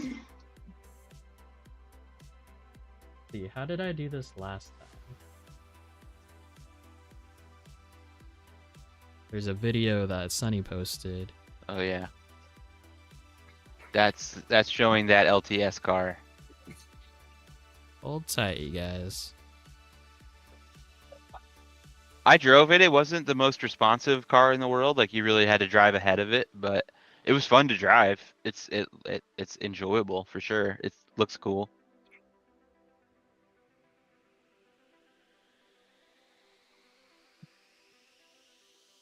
Nope, not gonna do it. Okay, not worth it.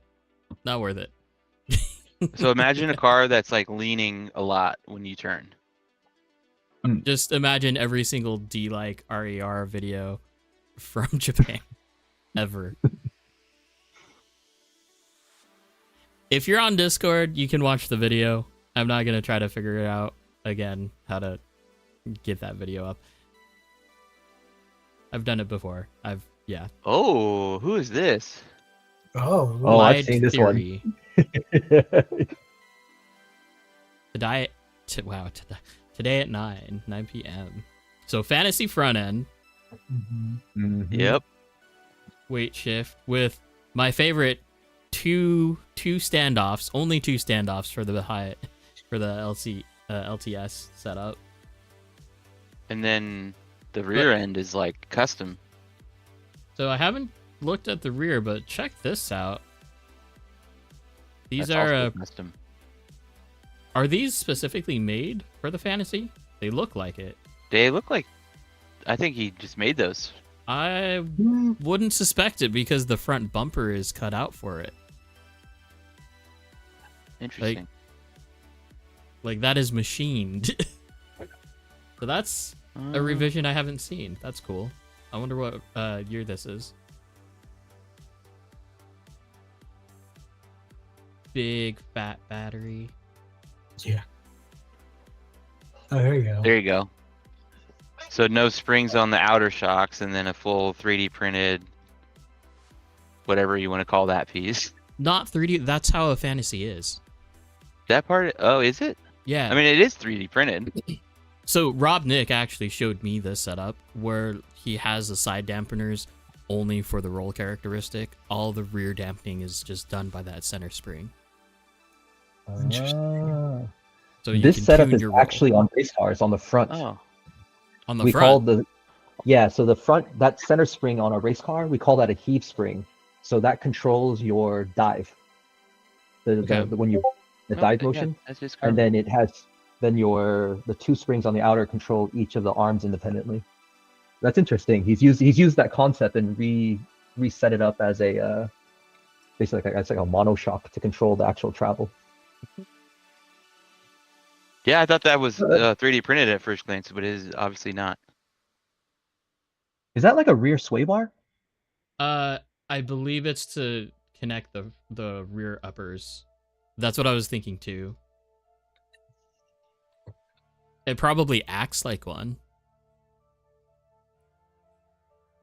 Because it's coming up from the upper. Because the upper is mid-mounted, Okay. it looks Oh like. no, yeah.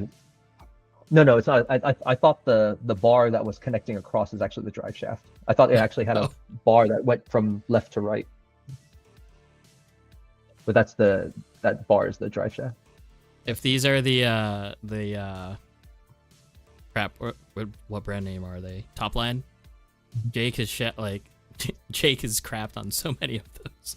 Like they just shear. But he's been posting Balaw, that is. He has like some titanium drive shafts that he's been working on too. Yeah, his stuff is gonna, like, once it shows up, it's gonna be gone almost immediately. I mean, yeah, you're getting on a waiting list if you want to buy that stuff. Yeah, it's a 6-month waiting list, I think, right now. I'm down. I No, I'm sorry. I think it was 6-week. Like, no, I don't know. Never mind. I'm not even gonna try. I'm heavily interested. I mean, it's a shame that we can't run these in comp, but still, like, the thought and engineering that goes into these is like super interesting to me.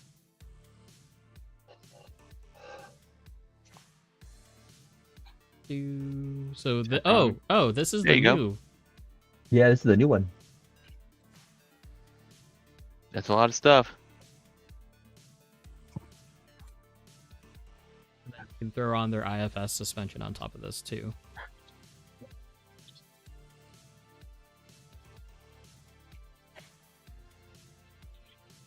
And a shark rear end.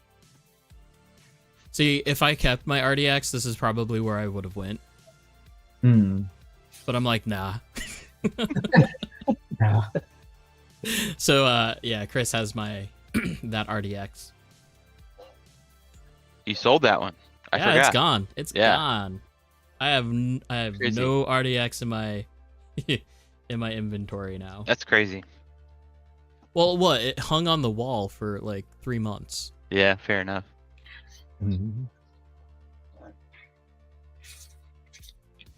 Now I will say, like, I feel like they took more of like a beast mode, like Team Jordan beast mode type direction on the steering rack.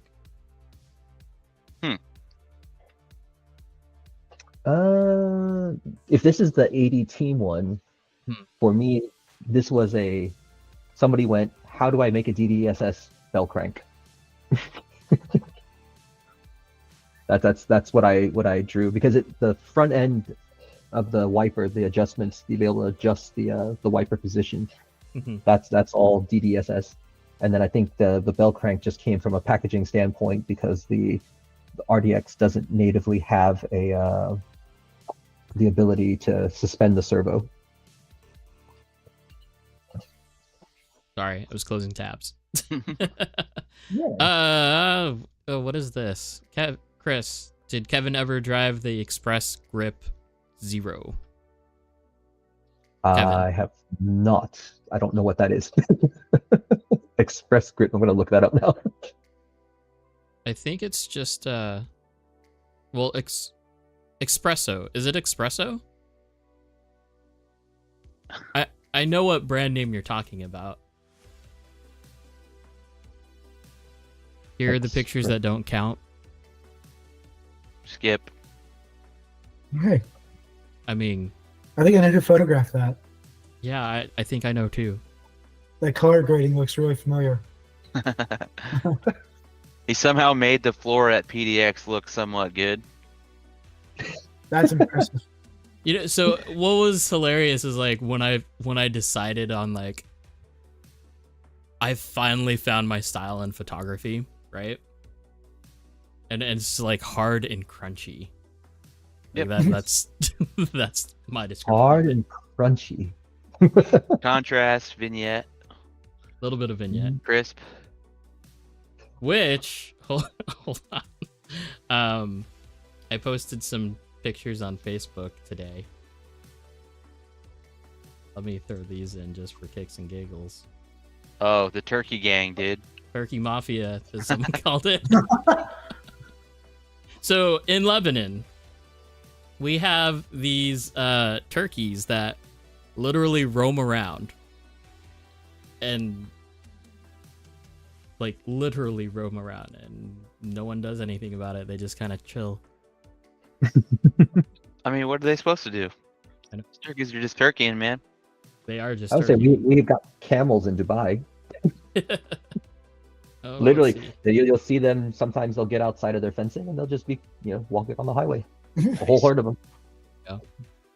So it was funny because I was messing around with my my latest 70-200 f2.8 lens, and this is what I got out of it. And I could literally watch this guy go for the stupid bug that's like right in front of his mouth.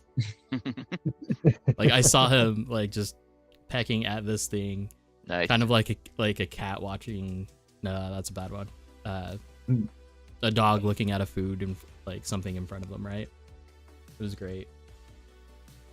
I think this is probably the most useful picture I've taken with my new old lens, like outside of drift car pictures. Oh, okay. Like this is actually genuinely It's also the most exciting thing that happened in Lebanon in the last month. Lebanon. What is Lebanon. Lebanon? Lebanon. Lebanon, I call it Lebanon sometimes. Lebanon. Lebanon. Anyway, off topic. That's going to be in the newspapers tomorrow. Turkeys walk down street. No, it won't, because it's so normal. They've been here for who knows how many years. It's like Cannon Beach has like a resident elk herd Whoa. and rabbit infestation. Okay, Those photos allowed? I mean, Judd's already posted the RDX pictures. You held your Yeah, RDX RDX. up. I thought that's all NDA.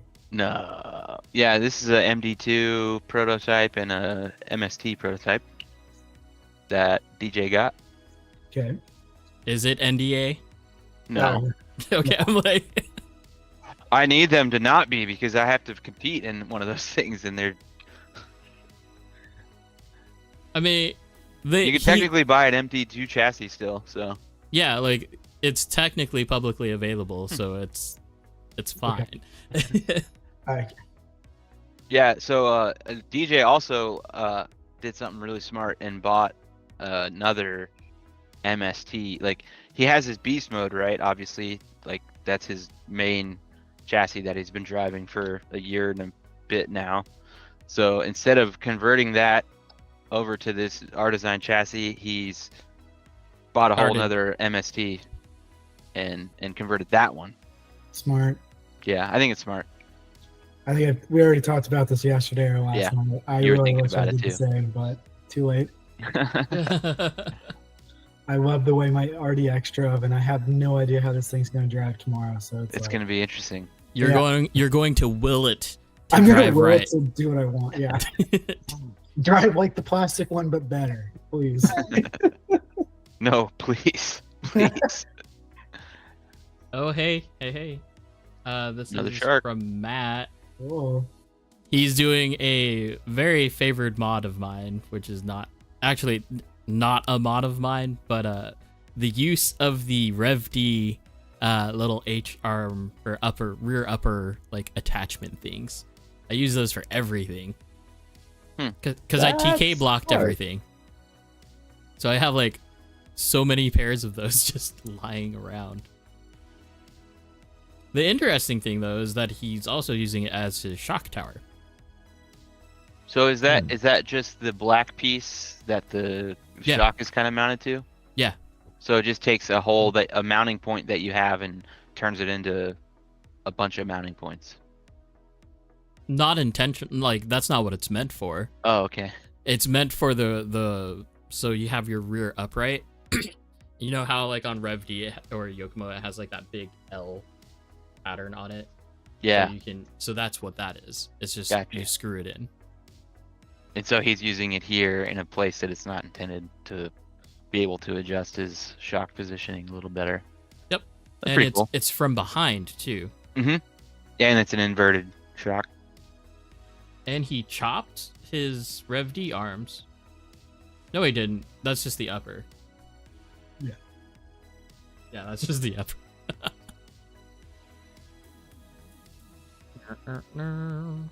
Pretty cool. Clean. Another clean build.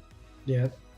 So this is, we don't know if it's all loaded up or not. 1244 and 3367. I don't know. I wish these photos would be included with the context of like the loading situation, because if it's 1244 with the body, that's pretty light. God got another ZX today. Oh, This guy. Yep. This guy. skip. Oh, boy.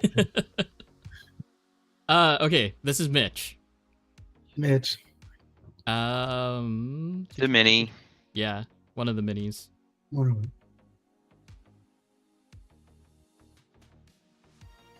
Where did he get? Is this his mini, or did he buy this off of somebody? This is his mini. So the problem that we had originally with the S transmission is the fact that we didn't make holes for any of the battery mounts for an S chassis or a S transmission. Fits perfectly with a Z, fits perfect because we made it based off of an MC1. MC1 fits on this perfectly. But yeah, so we put a Velcro strap in the middle for the battery tie down. It works. Oh my goodness. Got a bird's nest going on there, but That's a lot of toe in on the rear. that's what I was looking at that too. Although if it makes you go forward, right? It'll go forward. Chris, you've been working on that mini for who knows how long. It needed to be done like 2 months ago. No sympathy. You know you should have had it done like 2 months ago.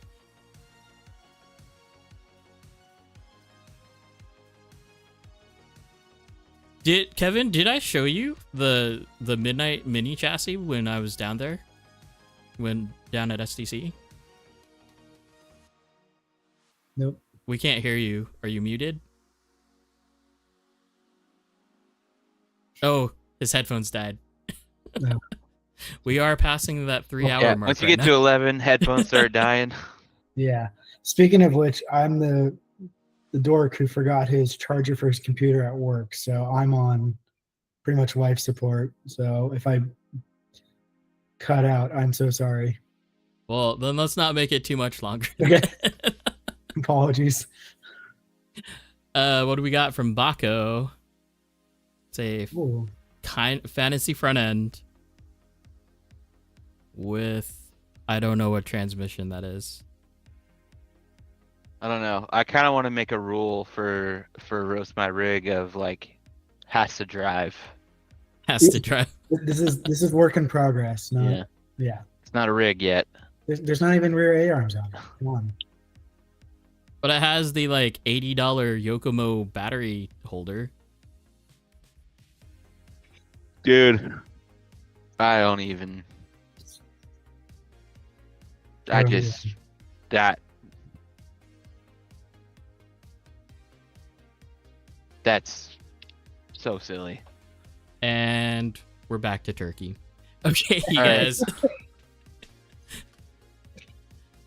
All right. So I think I figured out my streaming thing. That's good. maybe I'll just keep it like this. I didn't make any changes from last time either, so I don't know We'll what's see up. how we'll watch the VOD and see how it looks, but I'm sure it'll be fine. Right?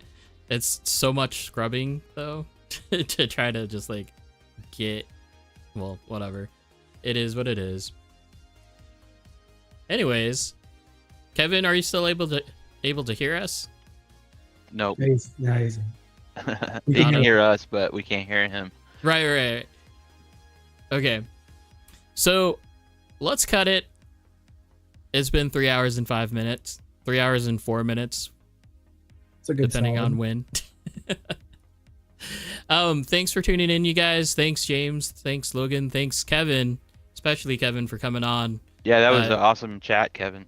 This Yeah. has been like the biggest brain chat that we've had. Yeah.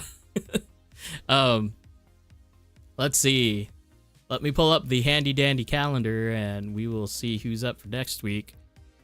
Alex Jordan. Is it? Yep. It is Alex Jordan. Cool. And then we'll have Justin back on the show. Alec actually on the show on the 30th. So Yeah, that's fair. we will do all those things. And Full then episode with Justin would be good. for sure. For sure. Other than that, if you do have anything that you want to post in Roast My Rig or any of the available channels that are there, do so. Make sure that you're posting in the right one because it kind of gets a little bit confusing if we're talking about like tuning references and not where they're supposed to be. Try to make it in the right place, please. That'll help all of us out. Or at least me out when I'm trying to look for new topics and whatnot. Other than that, Kevin's mic is dead, so I think it's team.rcoasis is your Instagram. Yes or no? Yod? Yeah? Got it. Yeah. Yep, that's right. And then I do believe that RCO does have a Facebook group as just RCO. However, if you just search for it by RCO, some other things come up weird, so just you may have to do a little bit of digging. Other than that, okay. Logan, anything else? No, we're good. We covered it all. All right, then we will see you guys next week. We'll chime in. You'll chime in. We'll have some fun. Do the like, share, subscribe thingy. We're growing numbers always, so that's good to see. Thank you guys, and you have a good evening. Later. Later, dudes. Later. Stay cool.